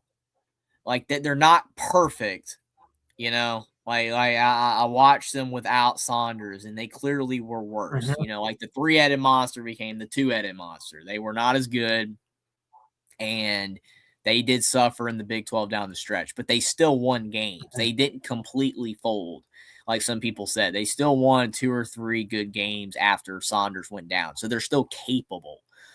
I think that what helps BYU here is that I don't believe, because I've been watching this game, both of these teams kind of suck. No offense. Okay. And I think BYU gets it done. If the bubble was better, if you had your UCLA, you know, year where they went to the Final Four from the first 4, you had the VCU 2011. And yeah, we don't know. One of these teams might do it. But I'm watching this game right now, and I'm seeing a lot of mid. And I think BYU gets it done. I think the Cougars win 75-64 against whoever. Right now, it's still to be determined whether it's Texas or NC State. But I think BYU wins. I'm with you. So my point still stands valid. 79-73 BYU. Like you said, Jeffrey, I'm watching this game too, like you are. A lot of mid here, a lot of mid. Both these teams are kind of struggling. But I think BYU is good enough to beat both these teams. And I think AJ DeBossa, my point still stands. He's the best player in college basketball. I'm picking BYU to move on, regardless of who wins this game. Gonzaga, Kennesaw State, the 3-14. Jeffrey, Mark Few, always he's made the Sweet 16 every year he's been in the tournament except last year. Does Kennesaw State have a prayer, or is it Gonzaga all the way? Yeah, I mean, the problem is that I believe that Gonzaga is not as good of a team as some people think. You know, they lost to Portland and they lost to St. Mary's and Moraga. And I know that they've lost to St. Mary's and Moraga before, but I did the play-by-play for that game, and Gonzaga sucked, like legitimately. Now, I haven't seen Gonzaga at their best. I missed a couple of their non-conference games, and I know that other than the Portland game, they took care of business in the WCC, and they're still a 3 seed. It's still Mark Few. That being said, I don't know how far they're going to go. I don't think they lose this game. You know, if they were a 4 seed and they were playing like a 13, or they were a 5 seed and they're playing a 12 seed, you know, again, maybe like a McNeese or a South Florida, I would maybe consider it, but it's Kennesaw State. No offense to Kennesaw State, they've been decent lately. They've been better. They've improved their program. But I think Gonzaga's fine. I think they'll win 77-62. But again, I don't know about Gonzaga's long-term being in the tournament. I don't know how far they go. I'm like you. Like Gonzaga had a couple of them head-scratching losses, but Graham Ike, he's just a dominant big man. Can give you 25 on a dime, make it look easy, salt and pepper, baked chicken. Gonzaga, Mark Few, he's consistent. He wins. I know Kennesaw State has played in the tournament a couple different times and given teams fits, but Gonzaga, they're just a different animal. 83-64 Zags. Now this, Jeffrey, the 17-game in the West region, you got Miami, Missouri. Miami, Jeffrey, Gerard Lucas has got the Canes playing some good basketball, playing a physical brand of basketball. After a couple years, they found some resurgence. Missouri, like you said, they were a question of whether they'd be on the bubble or not, but they got a 10 seed. This is kind of a compelling game. I think this is another one of them 7-10s that are like 50-50. Like you can flip a coin. I think, Miami's physicality. I think that's what's going to help them in this tournament. And I think the fact that they got a really, really good team. The problem is their free throw shooting is suspicious at times. And it showed up in the Louisville game. But they hustle hard. They play with effort. And they play with ferocity, like I said. Missouri, to me, they seem like one of those teams that are boom or bust. They have a great offense, but then they can go cold. I'm kind of 50-50 on this game. Jeffrey, what do you think? Will makes a good point that this game is in St. Louis, so Missouri essentially has a home game. That does help them out. I think that the missing link for this entire game, and how the secret sauce that really isn't that secret for why Miami has been as good as they've been is because of Malik Reneau. Malik Reneau transferring from Indiana and going to Miami is why Indiana did not make the tournament. Indiana did not get a good center. Malik Reneau is not a great center. He's too short. He's 6'9". He's not perfect, but he's improved a lot, and he was good at Indiana the last couple years there with Woodson. And he goes to Miami, and he puts up 18 and 10, essentially, averaging close to a double-double. Not exactly 18 and 10, but it's pretty close to that. And that's why Miami's in the tournament. Miami's got other good players, but definitely Reneau has been probably like head and shoulders the main reason that they've been the team that they've been this year, and they made the tournament and at a 7 seed. And it's fantastic for Ja Lucas. Done a good job. Definitely has surprised a lot of people. I think that Miami's better than Missouri. And it's nothing against Dennis Gates because he's done good stuff at Missouri. He's done good stuff, and he's won a tournament game before. And typically I do go with coaches that have more experience. But Miami just, to me, looks like a better overall team. And I think that despite the poor free throw shooting, they will win this game 71-66. I think the Hurricanes are going to at least get to the round of 32. I heard that last part. I think in this game, like you said, Malik Reneau, like you went on your little Indiana tangent, which is funny, by the way, how Indiana rose back into all this. I don't know how he does it, people, but he brings Indiana into everything. But that's beside the point. He always finds a way. He's like, let me see how I can get Indiana in here. Even though they didn't make the tournament, we're going to make sure they live on somehow. Let the poor horse die, Jeffrey. Indiana they want to go to Cabo. Let them go to Cancun, okay? But no, seriousness. With, like Will said, being in Missouri, that basically is like a home game, even though it's supposed to be neutral site. But I'm still picking Miami. I'm going to back the Canes. I think they're a good team. And I think Renew is going to have a big game. I'll go 71-65 in a physical game. Jeffrey, the time has come. Purdue and Queens NC. Purdue won the Big Ten, Jeffrey. After everyone wrote them off, Matt Painter said, "Not so fast, here I come again." Jeffrey, for all your, because Jeffrey, we got our Purdue fans that watch both our channels and especially yours. They're going to want to hear you say some nice things about Purdue.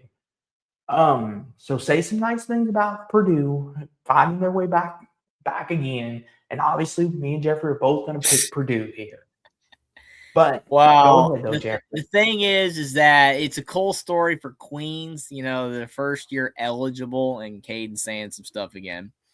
But you look at Queens, first year eligible for March Madness, being a Division I team now, and they make the tournament. It's really cool. It's kind of like that year, Bellarmine got screwed because they won their conference, but they couldn't make the tournament. I don't think that's fair. I think if you transition over, you should be eligible immediately. Of all the archaic rules to keep, it would be not that one, in my opinion. If you transition to D1, you should be able to be eligible immediately for March Madness. I mean, like, you won the conference. You were the best team in that conference. You just joined and you're the best team and you're not eligible. Okay, that's dumb. That is really dumb.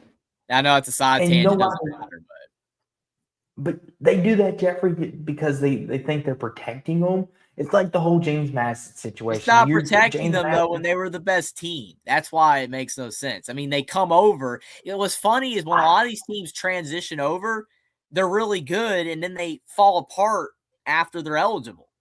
That happens a lot. Like, we're not talking about Bellarmine like we were a couple years ago. Like, Bellarmine was very good, and, they didn't let him in. I don't know. I don't agree with it, but that being said about Queens, I think that it's great that they are eligible and their first year of eligibility, and I think it's a good story for them. I think the problem is Purdue is they're good. I don't trust Purdue in March because they have choked a lot before. I mean, they've choked a lot. They choked against Fairleigh Dickinson. They choked against North Texas. They choked against another team. I forgot. Was it St. Peter's too? I mean, they've choked over and over. I mean, like, so many times in March, and that's a fact. I mean, Purdue fans can't deny it. Matt Painter's a great coach. He's had a lot of success, but he loses early in March a lot. They're favored by a lot to win this game. They're favored by like 26, but they were also favored like by 30 to beat Fairleigh Dickinson, and they still lost. So anything's possible. I'm not gonna pick Queens. I'm not, because no one picked Fairleigh Dickinson. And no one's going to pick Queens. Everybody's going to pick Purdue. I'll pick Purdue. I'll say they win 82-61. But if they lost, it would not surprise me because I've seen them lose before. But I mean, it would be eye-raising. I'd be like eyebrow-raising, like, wow. But I'm going to go Purdue. I'm going to go Purdue as well. I'll go 76-48. I think they win and they cover. So that's the West region. We got two more regions, and then we try to hurry it up the best we can. Florida, Jeffrey, in the South region. We're now in the South region. Florida, they will play the winner of Prairie View Lehigh, and we both picked Lehigh. So, Jeffrey, since we don't have a winner for this yet, and we don't have a spread, we're just going to concede Florida is going to cover the spread. Florida's going to absolutely destroy Lehigh. I mean, or Prairie View. I mean, no. Florida's good, man. Like, they're playing great. I know they lost in the SEC tournament, but they're really good. I like this game, though. Clemson, Iowa, good matchup. Two teams that faded down the stretch. Clemson was falling apart. Iowa was falling apart, but with a very weak bubble and a couple of good enough wins to keep them on the right side of the field, they're in. You've got Brad Brownell, a veteran at this point, versus McCollum, a newcomer. Yeah, he was at Drake, but like still new to the high major scene. I don't know, man. I think this is about as 50-50 as you can get, but I already do have a pick here, but I want to hear your thoughts. So here's the thing. I have a pick too, Jeffrey, and it may shock you, but Bennett Sturgis for Iowa, he is that dude. He's a bucket getter, and when Iowa needs some offense, he is there. And the thing with Clemson that worries me is they do not have that guy that can settle the offense down. Like those years with Hunter Tyson and those years with Chase and Hall, PJ Hall. They do not have those bucket getters, those guys that can rally the team and settle them down. This is not that team. They're kind of a do it by committee. And in March, sometimes it works in your favor, but you need to have an established guy. With that being said, Jeffrey, I've got my pick. And I know you just said you got yours. If you don't mind, I will make my pick first. No, I want to hear your pick first. I actually want to hear your pick for this game. Who are you going with? Give me Iowa. I'm going Iowa. Okay. I think Ben McCollum and Iowa, Bennett Sturgis, he's that guy for Iowa. I think Clemson, they do it by committee, but I just think Bennett Sturgis, I think he's that guy, and I think he's going to have a field day with this Clemson defense. I'm going to go 66-62 Iowa. He's going to have a big game because, you talk about how Clemson's by committee, which you're absolutely right. They don't have a guy, which is problematic when, you're trying to, find trendy picks to make runs in the tournament because like you said, you typically do have to have a guy. Problem is outside of Sturts, Iowa is not great. Like, I know you got Tavian Banks, he's decent, whatever, but like, I mean, they're just not like when Sturts is not on fire, they kind of suck. I mean, like they lost to Maryland on the road. Mm-hmm. Like that I know Clemson had some bad losses, but no, they didn't lose to a team as bad as Maryland. Like Maryland was trash. And they were trash all season long. I mean, Rutgers beat Maryland. Like, everybody was beating Maryland. I don't know. I think Bennett Sturts is by far the best player on the floor in this game. And he's gonna put up points. I don't trust Iowa's supporting cast. And Brad Brownell has advanced in the tournament before. He's kind of shaking the stigma that, he can't advance. I got Clemson winning 65-64. I got Clemson winning by 1. This is the first time we've disagreed. I think Clemson wins. I could be wrong because I know everybody's going to Iowa, but I got Clemson winning. We'll see.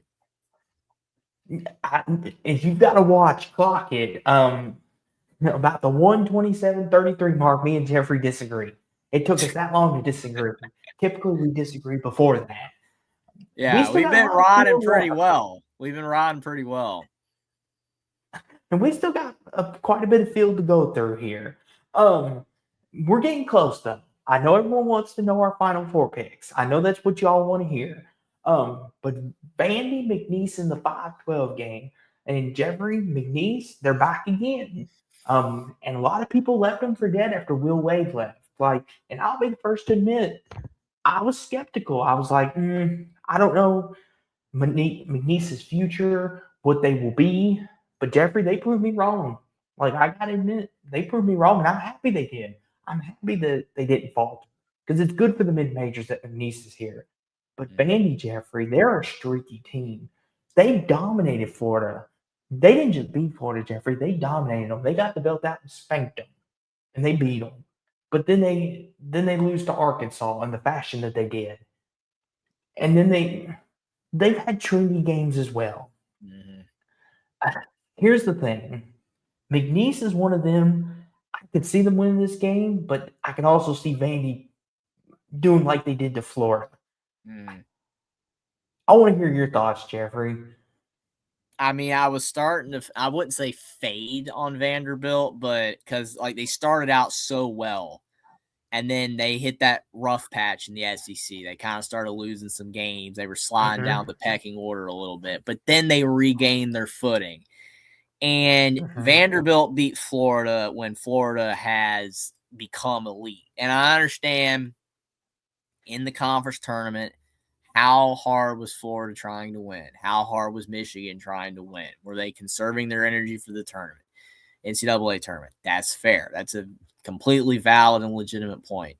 But Vanderbilt still beat them, and they look darn good doing it. And they've been playing great basketball. And heck, I mean, yeah, I'm tying it all back together again. But they got a James Madison coach, for goodness sake. They got a James Madison coach. We saw how that worked out for a certain football team in Bloomington.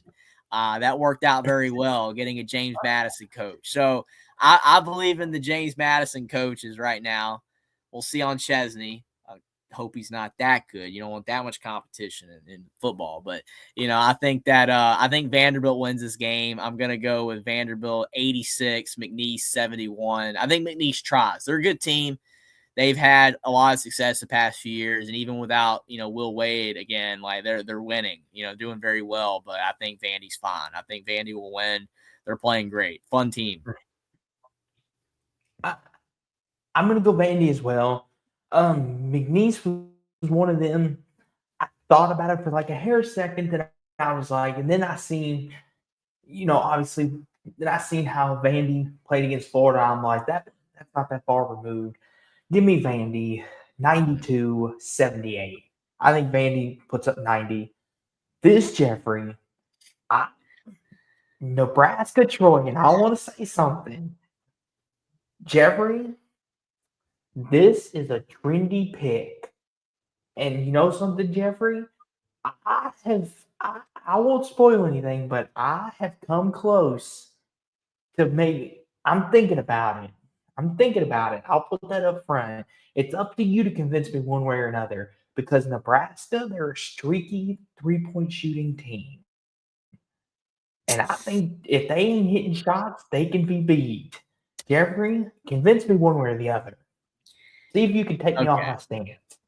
So the problem with Nebraska is the fact that we know that they have never won an NCAA tournament game. They've made the NCAA tournament, but they have never won a tournament game. It's so wild, and I know I'm doing it again, but I did it on the show last night. But Nebraska is so much like Indiana, but in the inverse. You think about the fact that Nebraska basketball is garbage historically. Indiana football was garbage, and now they're both really good right now. And their historic programs, Nebraska football, Indiana basketball, are horrible. It's bizarre. The parallels are just, the drop-offs are the same for both of their historic programs. And now both of their opposite programs are doing well. Like Nebraska being a 4 seed boggles my mind. Like, it's not as impressive as Indiana winning at all, but it's something I wasn't expecting to see. The problem is that, like you said, they've been very inconsistent at being good. Like, Nebraska's had moments in the Big Ten where they were like very, very good. Like, they started out 20-0, but like the last few games, they've been like 500. They've been like 6-6 the rest of the way. They have not been as reliably solid as they were before. They kind of had not obviously not to the same degree, because A&M hadn't done anything prior to the SEC, but like Texas A&M was leading the SEC at one point, and then they took the predictable nosedive down to a bubble team. Nebraska didn't become a bubble team, but they started out as like Miami, Ohio. Everyone was talking about Nebraska, and then they just kind of, fell apart a bit. But they didn't fall apart. They're still good. Hoiberg's son and Rank Mast, like, they've got good players. They're a fun team to watch. I feel for Nebraska because, watching Indiana football be so bad and then they get this success. I would like to see them get this win. I want to see them win. It would be cool. It's nothing against Troy, because obviously Troy winning would be cool for them. But Nebraska's never won a tournament game. Will that pressure get to them? Will Hoiberg be able to get the guys to be like, all right, you know what? Like, we've never won a tournament game, but we ain't those other teams. We're not those previous teams. This team is capable of so much more. I don't know, man. I'm with you. I'm legitimately like going back and forth here. I have made a pick on my bracket, but I don't know. I could be See, here's the convinced either thing. way as well. Here's the thing, Jeffrey. I feel like this game is catch 21, and what I mean by that is if Nebraska shoot covered off the thing, they're going to win this game because they're too good of a 3-point shooting team for Troy to keep up. But if they're not shooting the cover off the thing, Troy could stay within reach and maybe win this thing. That's what makes this so hard. And like you said, the history of them not winning a tournament game is that playing in their mental, in the back of their head, like, hey, we have a lot of pressure on ourselves here. We need this. We need this. This is by far the toughest we've had so far out of these 4-13s, 5-12 Because we games. haven't picked any of them. That's the other problem. You know, like we haven't picked any of them yet. And we got more to go, but surely one of these got to happen. You know what, Jeffrey? Give me Troy. I'm picking the upset. Give me Troy. I'm taking Troy 74-70. Give me Troy for the upset. What do you think, Will? I want Will's input. I can't remember if you said Troy or Nebraska. I don't know if you made a pick the other night. If you're still here, I'm going Troy. I feel bad. I really do. I feel bad. I mean, it's tough, but I picked Nebraska. Okay. I mean, honestly, I've gone faithfully with the bracket that I've done earlier today. And I will say on my bracket, I picked Nebraska. But I can be swayed to change that because I haven't really had a game yet where I'm like, I really want to change it, but I feel like I want to change it. Troy is not bad. They're a very solid team, and I just feel like Nebraska's they might take them for granted. We've done all this in the Big Ten. We're a good team. I'll go Nebraska by 2. I'll give it to them. I'm going to go by 2. Nebraska's going to win 70-70. And they're going to get that first tournament win in history, but they're going to make it very, very dicey. So far, I've got 1 upset. Jeffrey's got 0 so far. We've been pretty basic tonight. Now, this right here, I'm excited for this game, the 6-11, North Carolina VCU. And not just because it's between 2 people that I generally like and care about. This screams a fun game. You got your traditional high-scoring 3-point shooting tradition legacy North Carolina versus the scrappy underdog defensive-witted VCU who will bite your kneecaps, as Dan Campbell says, at any given moment if you don't give them their respect. This is a fun game, but since this is Jeffrey's team, Jeffrey, take it away. And we got a little score update thanks to March Madness Live. 56-51 with 4:37 to go, Texas. For anyone wondering, I'll get rid of that so we don't get copyrighted. But Jeffrey, go ahead. This is your team. The floor is yours.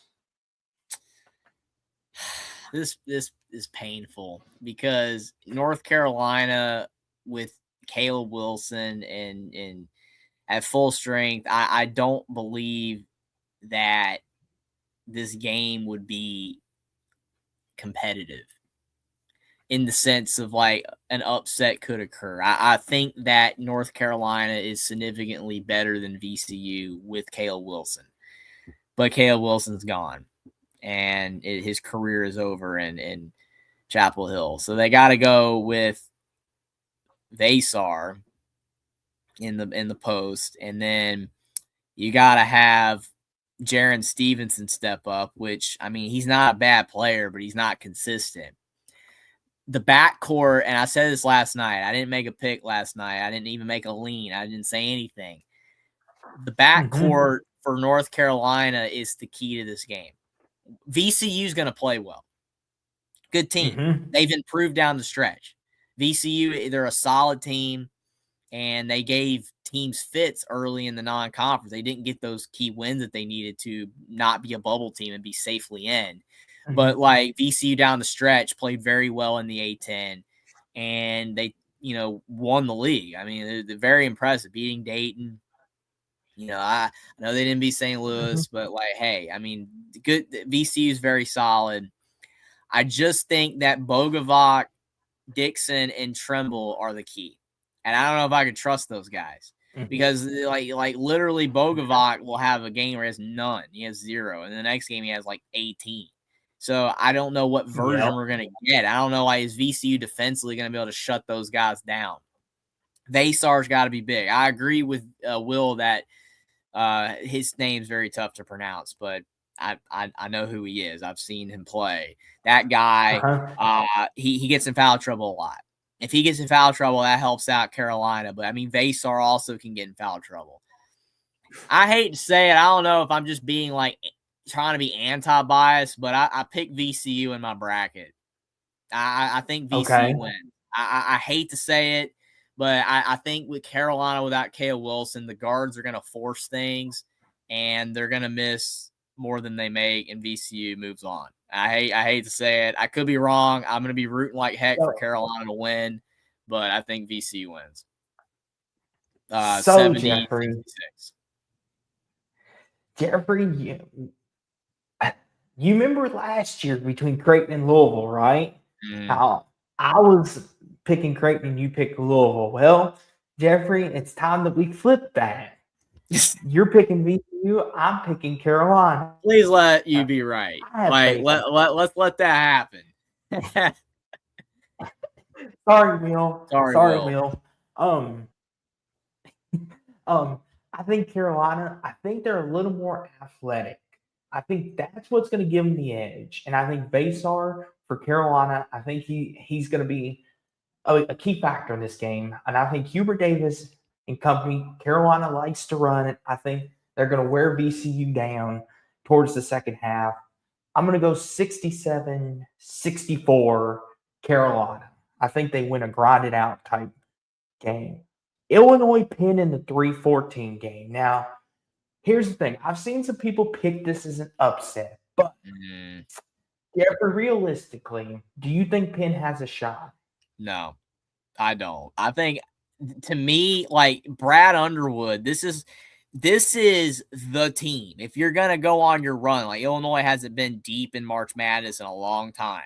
And I'm talking about deep, like Final Four, Elite Eight type of stuff. This is your year.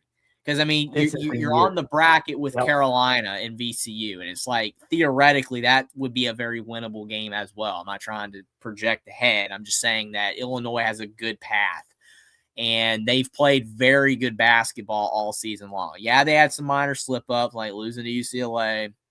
They weren't perfect, but at their best, they were very dangerous. They were a very good team. Penn wasn't even the best team out of the Ivy League. That's another problem. No. Like the Ivy League kind of it sucks for them because a lot of years they're like the 13 seed, and Penn was not as strong and they ended up winning the tournament. I think if you had a better Ivy League team playing Illinois, it would be, a better shot. I just don't think Penn's that team. So I got Illinois winning comfortably. I think they win. 86-55. Illinois. I'll go 85-60. I think they win comfortably. Okay. That one, as you notice, even though me and Jeffrey are unanimous and we're picking the favorites, we're still putting a score out there for you bettors. Just in case we got any bettors out there that like you didn't put a score on it, we're putting scores on these for you. We're for our bettors out there. Now, Jeffrey, this is another sneaky. I'll be honest with you, Jeffrey. When the bracket was revealed, I was salivating at this game. St. Mary's, Texas A&M, the 17 game. I was salivating. I'm like, yes, you got the old guard Randy Bennett, who went 1-1 with Gonzaga, a defensive slug it out, punch you in the mouth, make you taste your own blood kind of team against Texas A&M, who with Buzz Williams and company, this is just this is just one of them games, Jeffrey, I'm looking forward to because it's a styles clash. But go ahead, Jeffrey. Go ahead. I'll let you start. Yeah, I really like this game. I like this matchup. I saw it too right when I saw the bracket. I mean, my eyes kind of always gravitate towards St. Mary's when they're in the 7 to 10 range because it's like that. That game's going to be interesting at the very least. And St. Mary's Mhm. typically wins a game. Not every time, but they typically do win a game. I remember when they beat Indiana several years ago. So they are Mhm. very capable of winning. I think the problem is for Texas A&M is that when you are a team that, kind of ride or dies on your offense, and then you play a team like St. Mary's, it's just so in your face. Sometimes you just get punched in the mouth and you just never figure it out. You never get right with it. Because I mean, a lot of people play at St. Mary's thinking like, oh, well, it's St. Mary's. We should beat them. They don't play many good teams. But then, I mean, Mhm. Randy Bennett, St. Mary's is one of those teams. They're not. I can't compare them to Iowa football. I'm not saying they're like Iowa football, but I've said this before about St. Mary's on other shows. They're that type of team when they're playing teams that are worse than them. They pretty consistently win every game. But when They like they have to slugfest. play someone above their belt, like going up to the black belt and they're below that, that's when their style of play falls apart. Like if See, St. Mary's were to play, if they're gonna play like okay, like Houston, I don't yeah. like again. I'm kind of projecting, but I feel like they're out of their league. I don't think St. Mary's can hang with that type of team. But when you're playing teams that are Mm-mm. comparable to them or worse, St. Mary's typically wins. And I think that A&M is not a good enough team, even though Bucky McMillan's done a good job there, and they had that good start at the beginning of SEC play. They didn't really beat a lot of great teams. The bubble was very weak, and they did kind of collapse down the stretch. I think St. Mary's wins this game at 64-60. I think A&M is going to get punched in the mouth. They're not going to know what hit them. And before they kind of turn it around, it's too late, and St. Mary's gets it done. And Randy Bennett usually gets one in the tournament. So I'm with you, Jeffrey.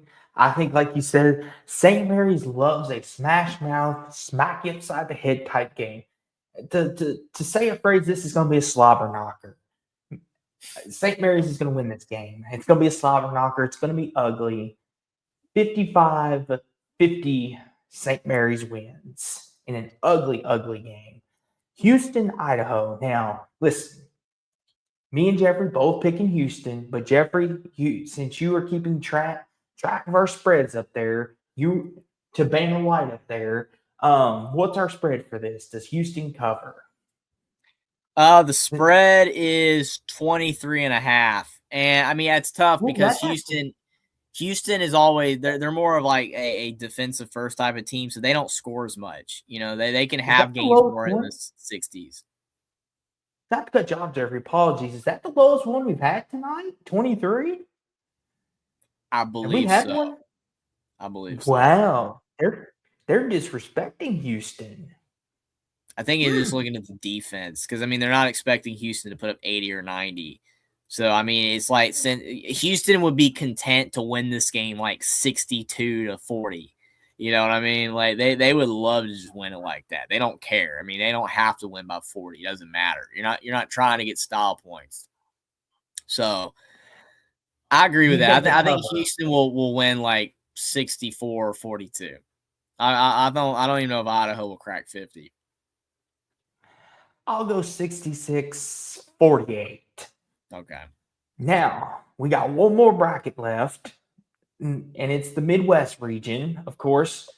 And then we will make our Final Four and championship picks, and then we will head on out here tonight, catch us some Z's, and get ready for tomorrow's games. But don't crack yet. We still got plenty more to go. Jackson, I see you crying in the chat. Stop it. You're going to make us cry. Anywho, Michigan Howard. What's the spread here, Jeffrey? We're both picking Michigan, of course. We done said that. But what's our The spread? Michigan Howard spread is 30. Does Michigan cover? Or do you think Howard? I would say yes. Or do you think Howard coming off that win is playing with a little momentum, might give him a little pushback? I'll go Not 92-60. So I'll say okay. Michigan barely covers. I'll go 85-61, Michigan. Here we go, Jeffrey. Now, this is an interesting matchup. Georgia St. Louis in the 8-9 game. Here's the thing, Jeffrey. This is not a typical game when you see it on paper. This is kind of one of the weird ones. St. Louis, Georgia. This is kind of like I don't know what to think of this game. I mean, here's the thing with Georgia, they beat Alabama, they beat Kentucky. They have some really good quality wins on their schedule. St. Louis won 25 plus games in the A10, lost on a buzzer beater to Dayton. I mean, here's the thing. Which Georgia's going to show up? If we get the Georgia that beat Kentucky and beat Alabama and put up 98 points, Georgia can win this game. And I see Will saying no defense. Yeah. Mike White, it's his second go around in this tournament. He was a 9 seed last year. He's back in the same position. I don't know, Jeffrey. This is another coin flip for me. What do you think? Yeah, I mean, you could say lessons have been learned for Georgia, but obviously, Georgia disappointed last year in the tournament. I think they're just one of those teams, like we've talked about some of these other ones, the inconsistency. It's like, what Georgia are you gonna get? And St. Like I Louis, I said, mean, they're really go ahead. I was just going to say, not to cut you off, apologies. Like they beat Alabama, the team that everyone thought could win the SEC, and then they beat Kentucky, which we'll get to them in a second. It just goes to show they're inconsistent, and then they lose to Ole Miss. Explain that to me. That they're not consistent Go at ahead, all. I mean, it's oh, you're good. I mean, it's absolutely true. I mean, we just don't know what we're gonna get from Georgia. I mean, Mike White historically when he was at Florida and when he's been at Georgia, not every year, not every time, but a lot of years he didn't advance. That's why he didn't keep the Florida job. I think St. Louis, the problem with them is that early St. Louis looked great, and then they just kind of started to lose. Kind of like Utah State.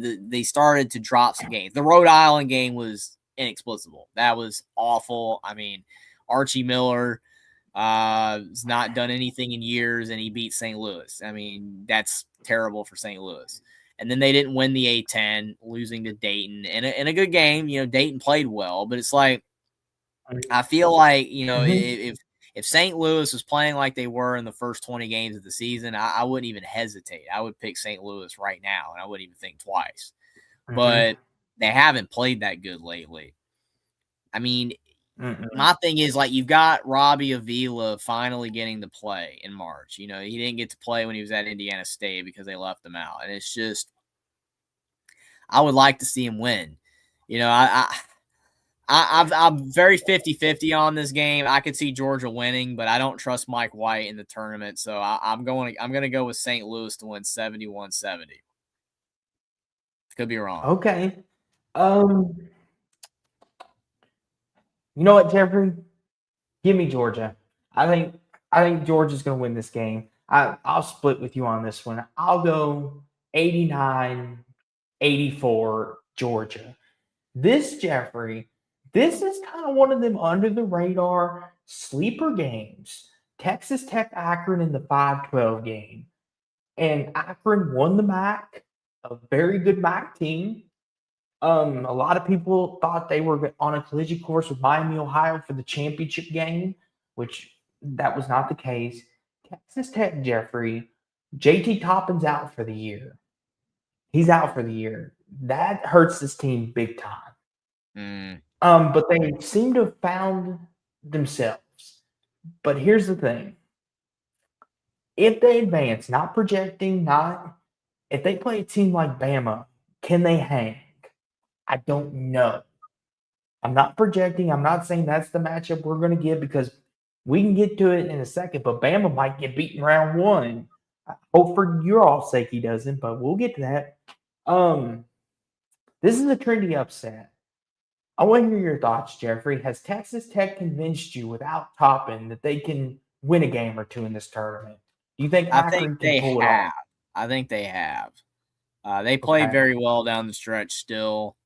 I mean, even on the road, they were very competitive and knocked off a couple teams in the Big 12. When they lost Toppin, they were a projected 4 seed, and now they're a projected 5 seed. They didn't really drop. I don't know where they would have been if Toppin hadn't got hurt, whether they would have been a 3 seed or still a 4. But I mean, I'm just saying, like, they didn't nosedive like some teams would have with an injury. Even like Carolina, despite beating a couple of decent teams down the stretch, Carolina probably, as Will said earlier, would have been a 3 or 4 seed, and they fell to a 6. So like Texas Tech seemed to absorb the loss better. I don't know if that makes sense or not, but I think Texas Tech did a pretty good job of continuing to play well. Akron, I get why that's a trendy pick. They were able to win the MAC. Definitely all season long, ironically, they were in the metrics, the best team in the MAC. The metrics kept telling everybody that Akron was better, and it wasn't even close. Like, you would think it was close. Like, Akron in a lot of the metrics was like 40 spots higher than Miami, Ohio. So clearly they know something we don't, that Akron is pretty solid. I think Akron gives Tech a game, but I think Texas Tech wins. I'll go with Texas Tech to win 80-73. I do too. I think Texas Tech wins this game, and I think that they've started to find their footing and they've gotten some really good wins, but they've also got some head scratching losses as well. But like you said, I think Texas Tech will get a game. I'll go 80-68. I think they find a way to win this game. Alabama Hofstra. I can't say that. Hofstra. Hofstra. I'll say it right eventually in the 4-13 game. Pardon me if I'm butchering. Yeah, I think it's Hofstra, but I mean it's a really small school. Okay. So. Yeah, I think it's Hofstra. Hofstra. Here's the thing. Typically, I would say, you know what? There's no questions. There should be no. Here's the thing though. Bama just recently lost to Ole Miss, and there's some concerns with Aiden Holloway. We've seen reports out there. There's some concerns from him, and I'm sure Jeffrey is going to get into that in a minute. If Alabama does not play like we know they could very much lose this first game. If they do not play with their hair on fire, I think Bama, here's the thing. If Bama plays like they want to be there and they want to be in this tournament and want to give this thing a go, Bama will absolutely win this game. But if they do not give a care and think, oh, Hofstra is just going to roll over and die, they got another thing coming to them. They see a vulnerable Bama. They see Bama, kind of leaking oil at the right time. They will pounce on them and give them a game. But Jeffrey, since you do have a show at the Voice of College Football, Alabama, and you also happen to be a Bama fan, because some of your family was Bama fans, of course. What are you seeing here? Well, I mean, when I look at Alabama, I'm completely conflicted because, kind of like we talked about with so many other teams, Alabama at their best was a great team this year, and they had a lot of high moments, but they had the poor losses, the inconsistencies, the terrible defense. We know Alabama can shoot the basketball, and we know Alabama can put up points, but defensively they're pretty bad, and that doesn't affect them most games. But now you've just lost a pretty big contributor to the team in Holloway for just horrible reasons. It's a shame. I mean, your second leading score average is 17 points, 4 assists, 3 boards because, he, unfortunately, certain substances were found in his apartment. It does not look like he's going to be playing on Thursday. I think this one they're playing is Thursday. Mm-hmm. Yeah. Oh, Friday. They're playing on Friday, actually. Not bad. They are playing on Friday. So they're playing on Friday. I don't think that he's going to play. I don't know when he's going to play, if they advance or not. I have no idea. But it's not looking like he's going to play. That's tough. I mean, I don't think Hofstra is like a big-time trendy pick ordinarily to upset Alabama because, Nate Oates typically does advance. When he was at Buffalo, he beat Arizona. So it's like he's used to winning in March, and he's done really good at Alabama. The Final Four. You can't take none of that away from him. But I just don't know where the team's headspace is at. I don't know. You know, you think about the fact they just lost their second leading scorer. Are the guys going to be able to just overlook that and play? I don't know. I have no idea. I mean, you know that there's a lot of emotions and thoughts going on right now among the team and Nate Oates. So I'm very worried about this game. I'm not confident at all. That being said, maybe a little bit of bias here because I just picked one of my favorite teams to lose. I will go with Alabama to win this game, 77-72, but I have it being very close. I think Alabama escapes, and then they just got to hope they can get Holloway back. And currently, right now, NC State and Texas is tied at 66 with 1 second left. Ladies and gentlemen, this is March at its finest. Just when NC State looked dead and Texas win it. How far are you, Jeffrey? Right now I'm behind. I'm at where NC State's shooting the free throw, so I'm actually behind you. Okay. So I don't know. I won't spoil it then. No spoiler. Hold on, folks. Play by play here. Here we go. But to this pick, though, I'll make this pick while we're waiting on that. Don't want to spoil anything. I might be a little ahead. I'm gonna go Bama as well. I do think they should show up and play this game after the embarrassment they had against Ole Miss. I'll go 93-74. I think they win a high-scoring game. I hope that Tennessee, happens. Jeffrey. Tennessee in the 6-11 game. So now this is where SMU would come in. Tennessee, SMU, if that is the matchup we indeed get. Jeffrey, Rick Barnes, has had his years as well where he's lost games that he shouldn't have. Do you think Andy Enfield? Texas you seen was it? Okay. Bucket, man. Oh no, for NC State. Ooh. Okay. I mean, what a shot. Sorry, I didn't mean to interrupt, man. What a shot. That's what I said. I didn't want to interrupt either. What a shot, though. And it looks like, here we go. Texas. 1 second left. Here we go. Trayvon Mark with the shot. Cold-blooded. And that, ladies and gentlemen, may just have sealed the game.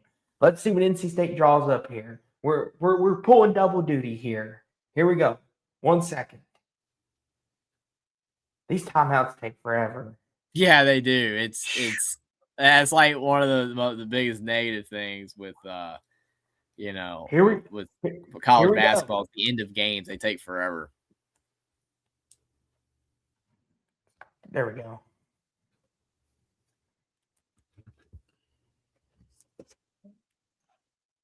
And no good. That's a tough break for NC State. So, to revisit real fast, that means BYU will play Texas. Jeffrey, does that change anything for you? I'm still going BYU. For me. Okay. Just want to make sure that doesn't change anything. Okay. Now back to this. Let's finish this strong. SMU, Tennessee. Can SMU, if it is them, and this is just us projecting, it could be Miami, Ohio, but we both picked SMU, so that's who we got to rock. SMU, Tennessee.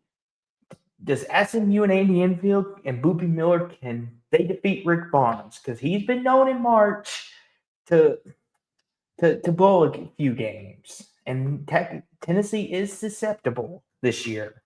What do you think, Jeffrey? Jackson said earlier he hopes to see Tennessee lose, which is funny. I know why, but I mean, he's like, I hope Tennessee loses. I mean, I don't trust Rick Barnes. He has lost early a lot, but he's also won some games. It's not like he always loses. I agree with Will. I think Nate Ament's too good. If he's healthy, which it seems like he is, I think that Tennessee does squeak by 71-68. I almost picked the upset. I thought about it, but I'll go with Tennessee. We haven't picked no 11 seeds to advance either. Oh, well, you did. I I picked haven't. BCU. Um, Yeah. but I'm like you, Tennessee. If they're healthy and whole, I'll go 74-66 All right.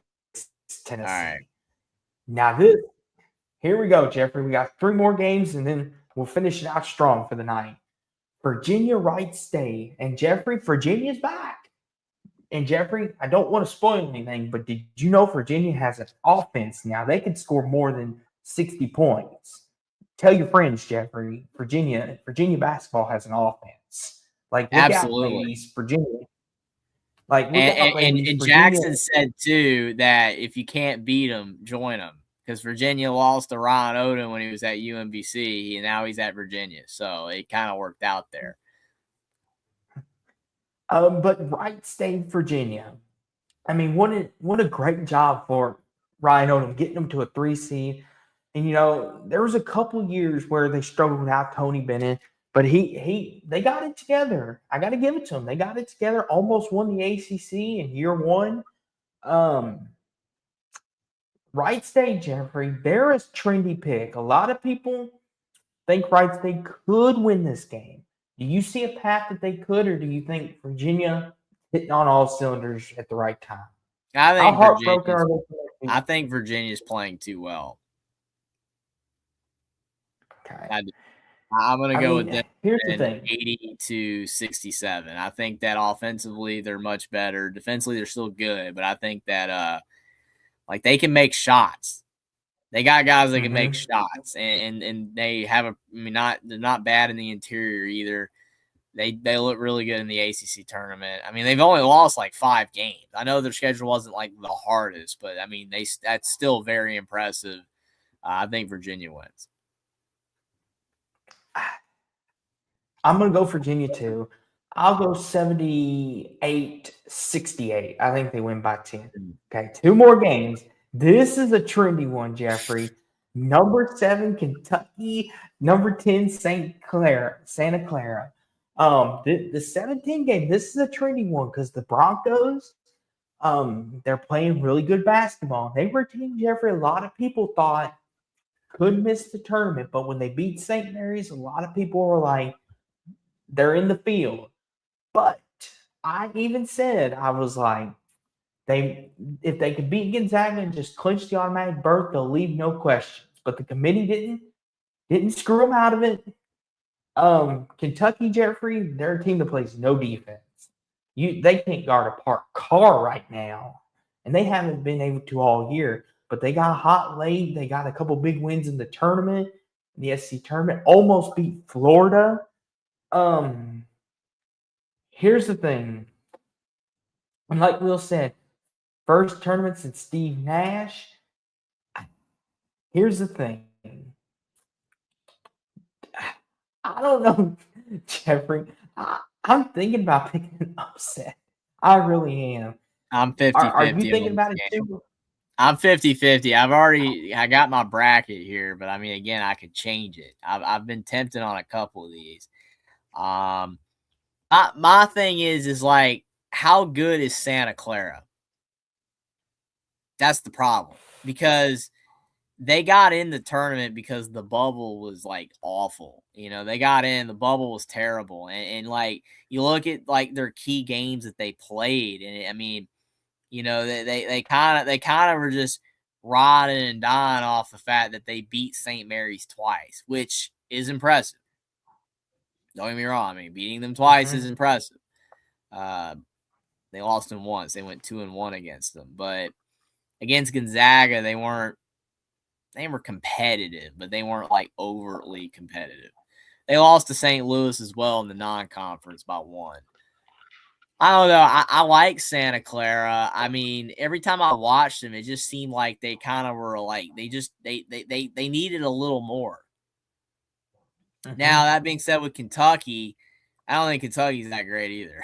I mean, I think Otega Owe is solid. I think Aberdeen's all right.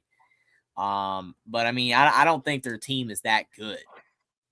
I think Mark Pope, they're very inconsistent. They're very flawed. I mean, they got a couple decent wins, but overall they were just run of the mill. I mean, 21-13, and they're a 7 seed. I mean, a little more 8-9 to me, but Jeffrey, I don't know. I don't really like either team actually. Like on the floor, I like Santa Clara. I would rather Santa Clara, get the upset. It'd be cool. But I like watching both teams. I don't like feel strongly like, hey, toward either of them. Like this is the team that's gonna win. I really don't feel either way. here's the thing.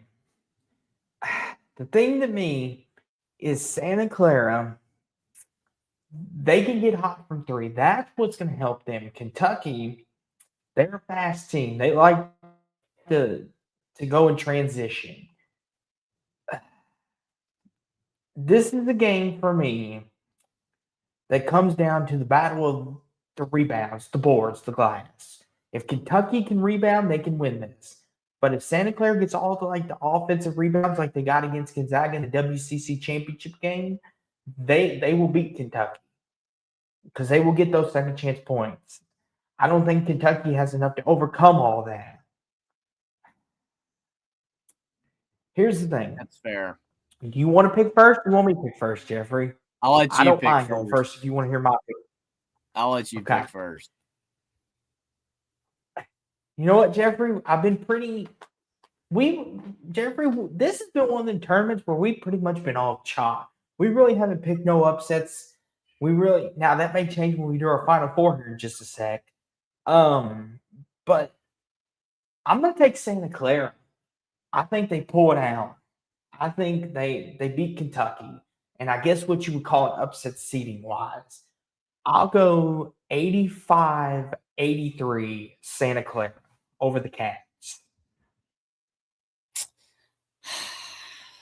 Man, I don't know what to do. I mean, part of the thing is like, I'm not I don't. Kentucky without Calipari is more likable, I guess, and they're not as good either. But they're more likable. So it's like I don't root for them at all. I usually actively go against them. So like with Cal, if there was any shot that they could be upset, I picked against Kentucky every single time, even if it backfired. But I don't want to have that bias against them here. I don't think Kentucky is that awful. I think when they're playing well, they're competent, and it's just like Santa Clara. I know that upsets happen all the time, and sometimes the most unexpected places, like the Fairleigh Dickinsons and the UMBCs and all that type of stuff. But I look at Santa Clara. Did Santa Clara beat a team this year that's as good as Kentucky? And again, the best win that they have is St. Mary's. Is St. Mary's better than Kentucky? I mean, that's a legitimate question. So. I know St. Mary's and Kentucky are both 7 seeds, but St. Mary's is good because their coach is good and they're well, and they play a unique. They know their style of basketball and it works. Kentucky has their moments because they've got talent that at times flashes stuff.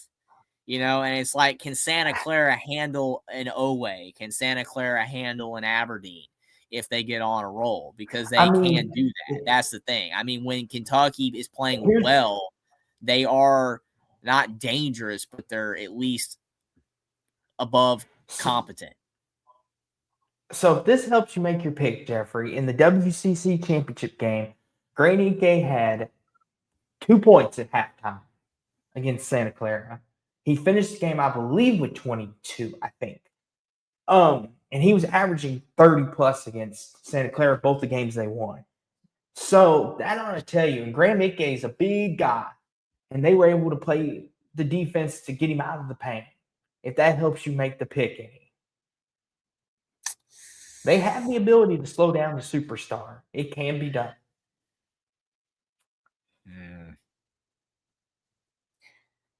I might regret this, but I think I'm gonna go with Kentucky by 1.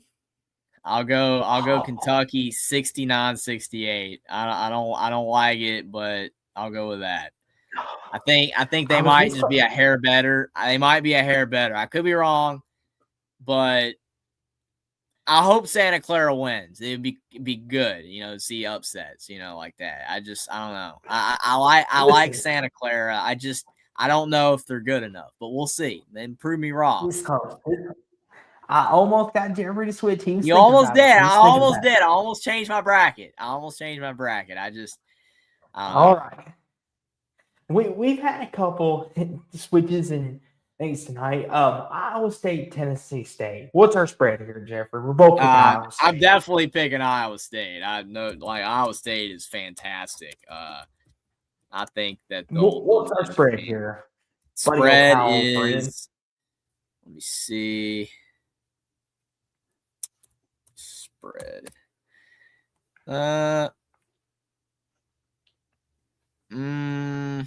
25. Ooh, okay. They're like Houston, not giving them a lot of love. I think they Iowa win State by will more cover than that. I'll go Iowa State by like 30. I'll go like 85-55. I think that they're that good. I'll go 82-48. Okay. That was all of our first round picks. Now we're not going to go game by game because we'll be here all night. But before we leave you tonight, we are going to give you our Final Four and championship game picks. And me and Jeffrey will not make any promises. We won't make any promises. But if me and Jeffrey both have time when the Final Four comes around, we might do like we did last year and come back around to this. We won't make no promises, but me and Jeffrey will try our best to come back and talk about it. I'm sure if we're able to, our picks will age like milk. I'm sure they'll be absolutely terrible. Mine will probably be abysmal, but we'll see. Okay, so here's the thing. The East region, since that's the hardest, Jeffrey, we're gonna leave that for last. We're gonna marinate on that. Let's start with these other regions. We'll leave the best region for last. So Jeffrey, how about let's start in the region below it. Let's go to the South. Do you want to pick the South first, or do you want me to pick? I can pick it first. Last night the guys convinced me to, because I was going to go with the obvious pick, and I was gonna go with the national champions. But they convinced me not to go with Florida. I picked Houston in my bracket, and I went with Houston to make it to the Final Four and win that region. I think Florida's got a great shot. Obviously, I mean, they're really, really good, and I think Illinois has an outside chance. But I think Houston's my pick. Okay, for the South, I'm going Florida. I'm picking the Gators. It's fair. I'm going Gators. And I know the Elite Eight's in Houston if that's the draw. But I think Florida, they're peaking at the right time. And I think Todd Golden and company, I'm picking Florida. So keep track of this for when we come back to it for our championship pick. I got Florida, you got Houston. Now to the Midwest region. I'll go first on this one. I'm going to make it plain and simple. I'm going to make it. I think this is Iowa State's year. Give me the Cyclones. I think this is their year. They're finally healthy. They're playing good basketball. Joshua Jackson, Tamin Lipsey. I picked them last year. They got injured, screwed it all up. I think this is the year for Ossenberger. This is the team. Give me Iowa State. They're going to take Michigan down in the Elite Eight. And I have Michigan and Iowa State in my Elite Eight. And I've got Michigan. I do too. So I hate that because I would rather Iowa State do it. I like Iowa State's team. I like Otzelberger. I would rather see them do it. And you could be right. Kind of like how with Houston, Florida. It could be Florida. But I did pick Michigan. Yeah. Hopefully, I hope it's Iowa State, though. The West region. Now, here's the thing. I could be that friend and make Jeffrey pick the East first. But you know what? I'll let Jeffrey pick the West first, and I'll pick the East first. I'll take the hard one on first. Jeffrey, who's your pick for the West? I don't trust them. because they've choked so many times before. but all season long they've been the best team in that. They've been the best team that's in that region. That's why they're the 1 seed. But I got Arizona beating Gonzaga in the Elite Eight. I got Arizona in that region. Okay. Jeffrey, I'm smiling because you're about ready. You're gonna lose your mind once you hear about this. I'm sure you probably pick Wisconsin. Nope. Give Okay. me BYU. Oh, okay. That's outlier. Nobody's picking that. Nobody's picking Wisconsin. I can give you. I can give you Wisconsin, but BYU, I like BYU. Yep. But all right. AJ Tabasa, I think he's the best college basketball player going today. I'm going to stand on business. BYU, ladies and gentlemen, you heard it here first. BYU's going to win the West region. That would be crazy. That would be crazy. Oh, Jeffrey, man. If me and Jeffrey get a chance to come back to this and BYU's playing in Indianapolis, I'm going to take the biggest victory lap. I might run around the yard on air. It would be bigger than Florida 8-4. It would be way bigger. That would be nuts. I hope at least BYU advances a couple games to make it interesting for you on that. Hopefully they at least go to the Sweet 16. So, but BYU's my pick on that. I'm going a little trendy. The East region. Here we go. This is the toughest region. Are you going safe pick like I've kind of done, or are you gonna go with an outlier again like BYU? Here's the thing. I don't know your pick, Jeffrey, and you've kind of picked all safe. Jeffrey, I'm a hoping since this is the last one, you're gonna spice it up. You know what, Jeffrey? This might be a long shot. It may not happen. You're going to pick Michigan State. Nope. St. John's. Nope. I'm going to pick Kansas. Okay. I was not expecting that one. Not expecting that one. I mean, you never know. I mean, honestly, you could talk me into any of those top 5. Mm-hmm. Any of them. Even Kansas, that's out of those 5, I think they're the least likely. But I really tussled with 3 teams. The 3 teams that I really thought about picking in this region was St. John's, Michigan State, and Duke. And I almost went with St. John's for real. How Pitino and just. But then I more thought about offensively, teams that struggle offensively don't tend to go all the way. Even Houston's fallen short a lot. But I looked at that Houston's region. I'm like, I think Houston can get there. I don't know, man. I think I went with Duke, Michigan State in the Elite Eight, and unfortunately, I went with Duke to win. I hope I'm wrong. I mean, I went safe because it went like that last year, and it just feels like the teams at the top are so strong. Like Michigan State, I like Izzo a lot. But I look at his team and I just see flaws. And then I look at St. John's and there's a lot of flaws. Duke has the injuries, but you get Gungba back maybe. And then I think that team is just too deep. I think that they're just too good. Here's the thing with Kansas. I know a lot of people will say, why would you pick that, Austin? There's a lot of questions. Here's the thing. Not just because it's Bill Self, but I generally think if Daryl Peterson is healthy and wants to be there, I think Kansas can be a special team. They've got the talent to do it. And I think they are determined. I think Bill Self is tired of listening to everyone saying that he has a load management team, that his team doesn't care. And I think he's coming into this tournament to play to prove people wrong. And when Bill Self is motivated, there's nothing more dangerous, in my opinion. And I think Kansas, they're going to surprise a lot of people. So in my final 4, I've got Kansas, Florida, Iowa State, and BYU. Jeffrey I went lame, and I've got Duke, Michigan, Arizona, and Houston. So yeah, it's kind of lame. Jeffrey, you went all chalk. Okay, so the way this shapes out, it would be Florida, Kansas, Iowa State, right? Yeah. Iowa State and BYU for the Final Four games. So Jeffrey, let's start with yours. Let's start with Duke. Your Duke. Who'd you have Duke playing? Houston. Okay. Who would be the winner? Who would be playing for the championship? Now, I'm Duke telling you right now that my picks right now, I do not expect them to age well. And definitely when we revisit this with the Final Four, hopefully, I like you said, it's a much better shot to get it right once you get to the Final Four than it is now. Now it's like it's up in the air. Anything can happen.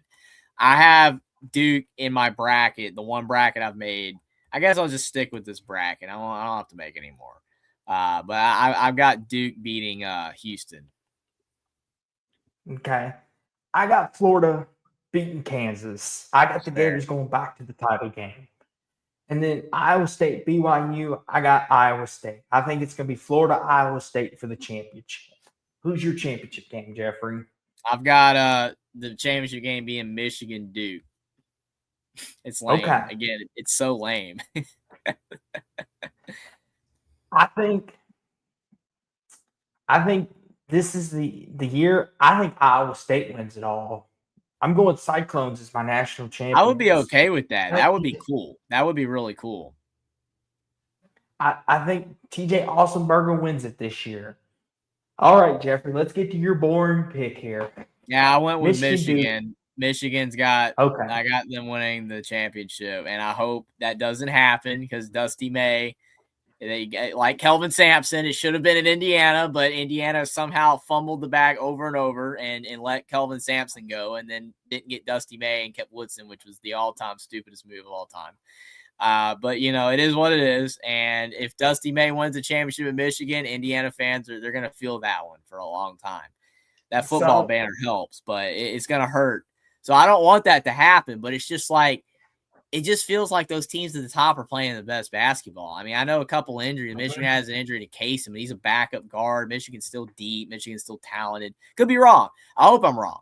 If Michigan wins, congrats to Michigan fans, but I don't want that to happen, but I didn't really know what to go with. I put my bracket together really fast. I ain't gonna lie. I didn't really put as much thought as I could have on these.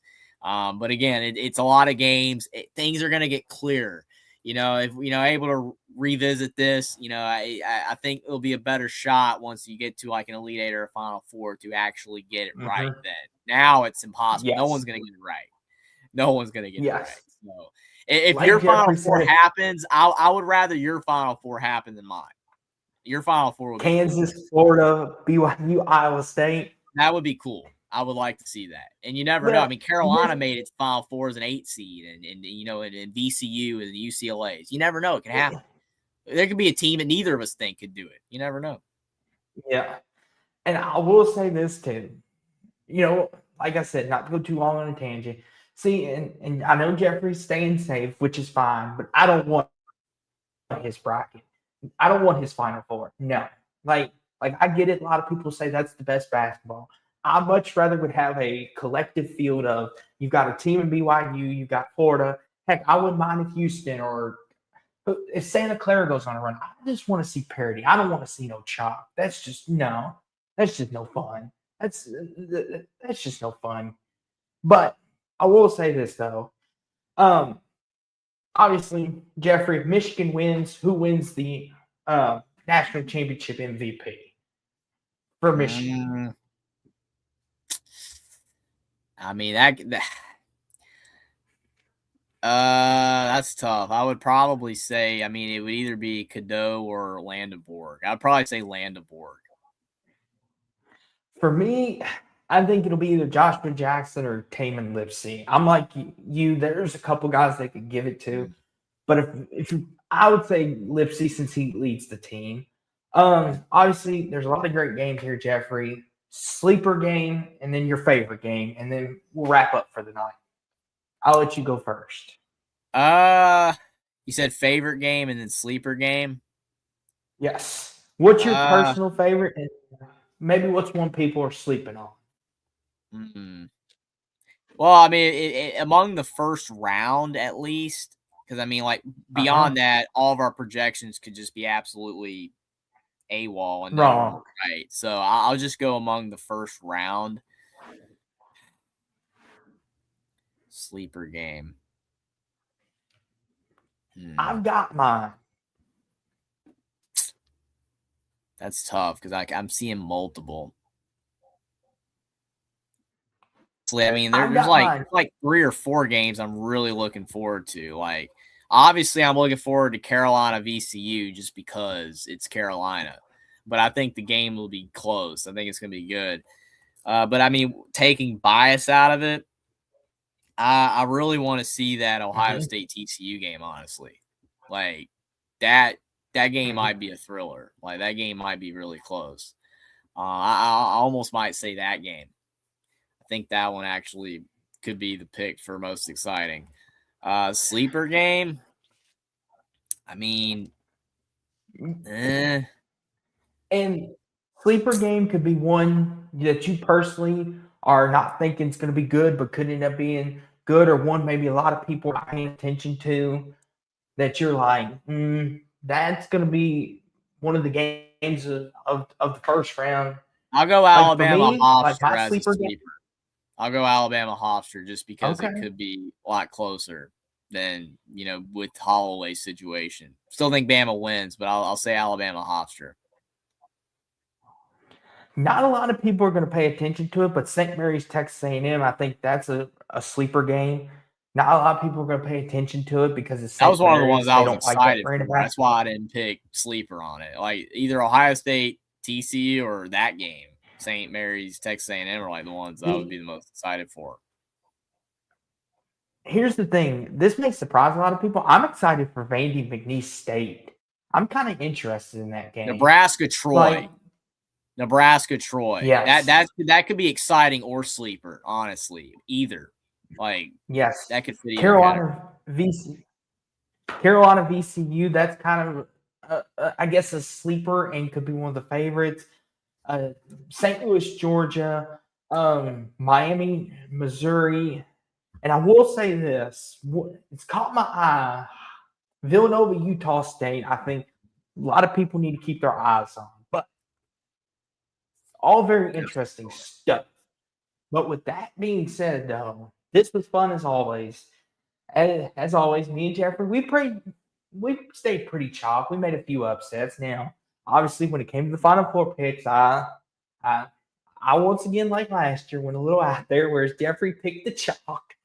It's easy to do it until they prove you wrong. That's kind of the thing. It's like, you back a team that you don't know for sure, like that's going to do well. And then once they start doing well, then it's easier to support them. It's like the Michigans, Dukes, Arizona, they have support now because of what they've done. And until they get upset, because any game they lose will be an upset, then you divert. It's like, I hate it. It's just I could have gone upsets if I'd have thought more about it, but definitely I'm going to revisit, further on down the line. Maybe we're able to in the Final Four. Heck, if I have time, maybe Sweet 16. We'll see. Just being able to revisit and try to where did I go wrong? Because I mean, we don't know what's going to happen. It's March Madness. Like literally, in Michigan lose first round, and we're just like, oh my gosh, are you kidding me right now? Like, what in the world just happened? I don't expect that to happen, but it's just you never know. That would make Purdue fans happy. That would make Purdue fans happy. They would be all-time redeemed. It's our year. They would be it's our year. Yeah. Yeah. But yeah, I mean, this is the best time of year. I love March Madness. Especially the theme song and everything. That gets you hyped. I don't know about you, but I remember I know we got to get going, but I do want to share this. My teacher, God bless her soul. I would be on my little Chromebook in the middle of class, acting like I'm working, but I'm actually watching March Madness. And she caught me one time. And she looks at me and she goes, "Why am I not surprised?" And I was just like, "Sorry." And she's like, she didn't even care. She walked back to her desk and she was like, "I don't even care. Go for it." And I'm like, "I love you, Teach. I love you." Tell me, Jeffrey, you had to have done that too. Or the teacher put it up on the projector or Like we've all done it, I think, in our life. But that's just the Absolutely. I mean, beauty of it. Now I've with the sneak glances at games for sure. Like when you're trying, you got to be doing other stuff. I mean, it's just you try to kind of get your work done. But it's March Madness. It comes around once a year. It's the greatest tournament in all of sports. yes, And whether you're at work or at school, we're all sneaking glances. I've done my fair share, so we can't help yes, it. It's in our nature to watch March Madness. When you love it, yes, and it's. I'm excited to see what happens. And like you said, yes, one shining moment, great song. I love the CBS, TNT, all that. Just the theme for that as well. It's so good. It just gives you chills every time you hear it. yes. And yeah, I can't wait. And I'm hoping again, rather your Final Four than mine, but definitely excited to see which of our Yes. picks age worse, and also the games we disagreed on, which ones we end up being right. Because we only disagree on a few games, like which ones, go I was which about to way. So say, be really interesting. I was I'm about to excited. say we disagreed on the Carolina VCU, which that was kind of funny, like we did last year with Louisville Creighton. Like if I end up being right, if we like I said, it's gonna be one of them where I'm gonna be like, I told you, Jeffrey, don't ever doubt your boys. But Yeah. yeah, it's always a pleasure getting to do this with Jeffrey as well. And to everyone out there, I hope y'all enjoyed it. And like Jeffrey said, if we get a chance to revisit this, we will surely do that. Me and Jeffrey, when we're wrong, we will tell you we are wrong. Like we ain't never shied away from that. Like Jeffrey said, it's gonna be a good time, but it's not just me and Jeffrey that do things. Jeffrey's also got other things going on. I've got things going on. But Jeffrey, tell the people what you've got going on, first of all. Since this Absolutely. is your platform. I appreciate that. I mean, definitely for those who haven't subscribed already, if you enjoyed the show, if you enjoy watching the show, subscribe to Only Talk Sports. Also subscribe to Sports Talk with Austin as well. Both of us making content all the time. Same with, good friends Will and Jackson as well. We're all making content talking about basketball, football, and a bunch of stuff going on. It's always fun talking sports with all of you guys. Couldn't do it without everybody in chat. And I should be sometime doing a play-by-play. I don't know when, but I am going to do a play-by-play reaction to honor Caden the Diesel Freak, reaching the goal the other night. I appreciate that. Appreciate the super chat tonight as well, Caden. Definitely will find time to fit a play-by-play in, and I'm sure I'll be doing more live streams and shows and get more videos and all that type of stuff in the future. So definitely appreciate all of that. And yeah, definitely you, Austin, as well. Let everybody know where they can find you and what you got coming up. Yeah. So obviously you can find me at Sports Talk with Austin. No longer 2002. It kind of took that out. You can find me there. You can find me on X as well, or Twitter, however you like to refer to it.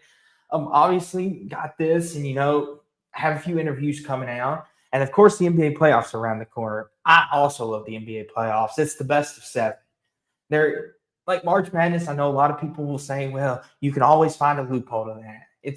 But like in the NBA, there is no loophole. You have to be good enough to beat a team 4 times. So I'll probably do a playoff bracket for that. And I know me and Jeffrey have done that in the past. We might come back around to do that too. Or maybe me and Jackson, or maybe me just by myself. I'll talk to you all by myself. That's okay too. But like Jeffrey said, like, comment, subscribe, and don't forget Alabama, the voice of college football, on Thursday nights, every Thursday night, and Mondays and Tuesdays as well. Go subscribe to that, where they will keep you in contact with, well, not in contact, keep you up to date on all of Alabama, the voice of college football, and the football content, and they talk basketball too. And you throw in enough money, Jeffrey will talk about Alabama soccer if you would like. Now, Jeffrey, I don't know how good you are at your soccer, good buddy, but if someone throws you a $500 super chat, you better get to learn Bama soccer. Yeah, I would touch up on my skills and my knowledge on that one. I don't even know. Is Bama any good at soccer? Oh, that's another topic for another night. But as Jeffrey said, it's always fun. And like Jeffrey said, be on the lookout. Round Final Four time, maybe Elite 8 time.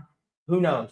Hopefully we can come back to this like we once did before, and we'll see what it looks like. If Jeffrey's right, if I'm right, if we're both wrong, maybe North Carolina ruins it all and wins it all. and Jeffrey can take his celebratory around. Maybe Bama wins it all. Maybe Louisville wins it all. Who knows? Maybe we're You never all know. wrong. But with We that all being have said, hope right now. yes, yes, Louisville's going to win it all. Yes, it's going to be Louisville, Carolina in the Final Four. I have a good feeling. Go Heels. And we're going to win this time. Go Cards. But all that being said, though, thank you guys as always. And Jeffrey, you do the outro, good buddy.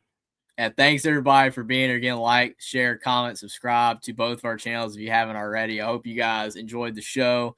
It's always a great time of year doing March Madness, and it's already begun. The madness has already begun, and it's only going to get better tomorrow and Thursday and Friday. And as we advance, it's going to be fantastic. I can't wait for all the games.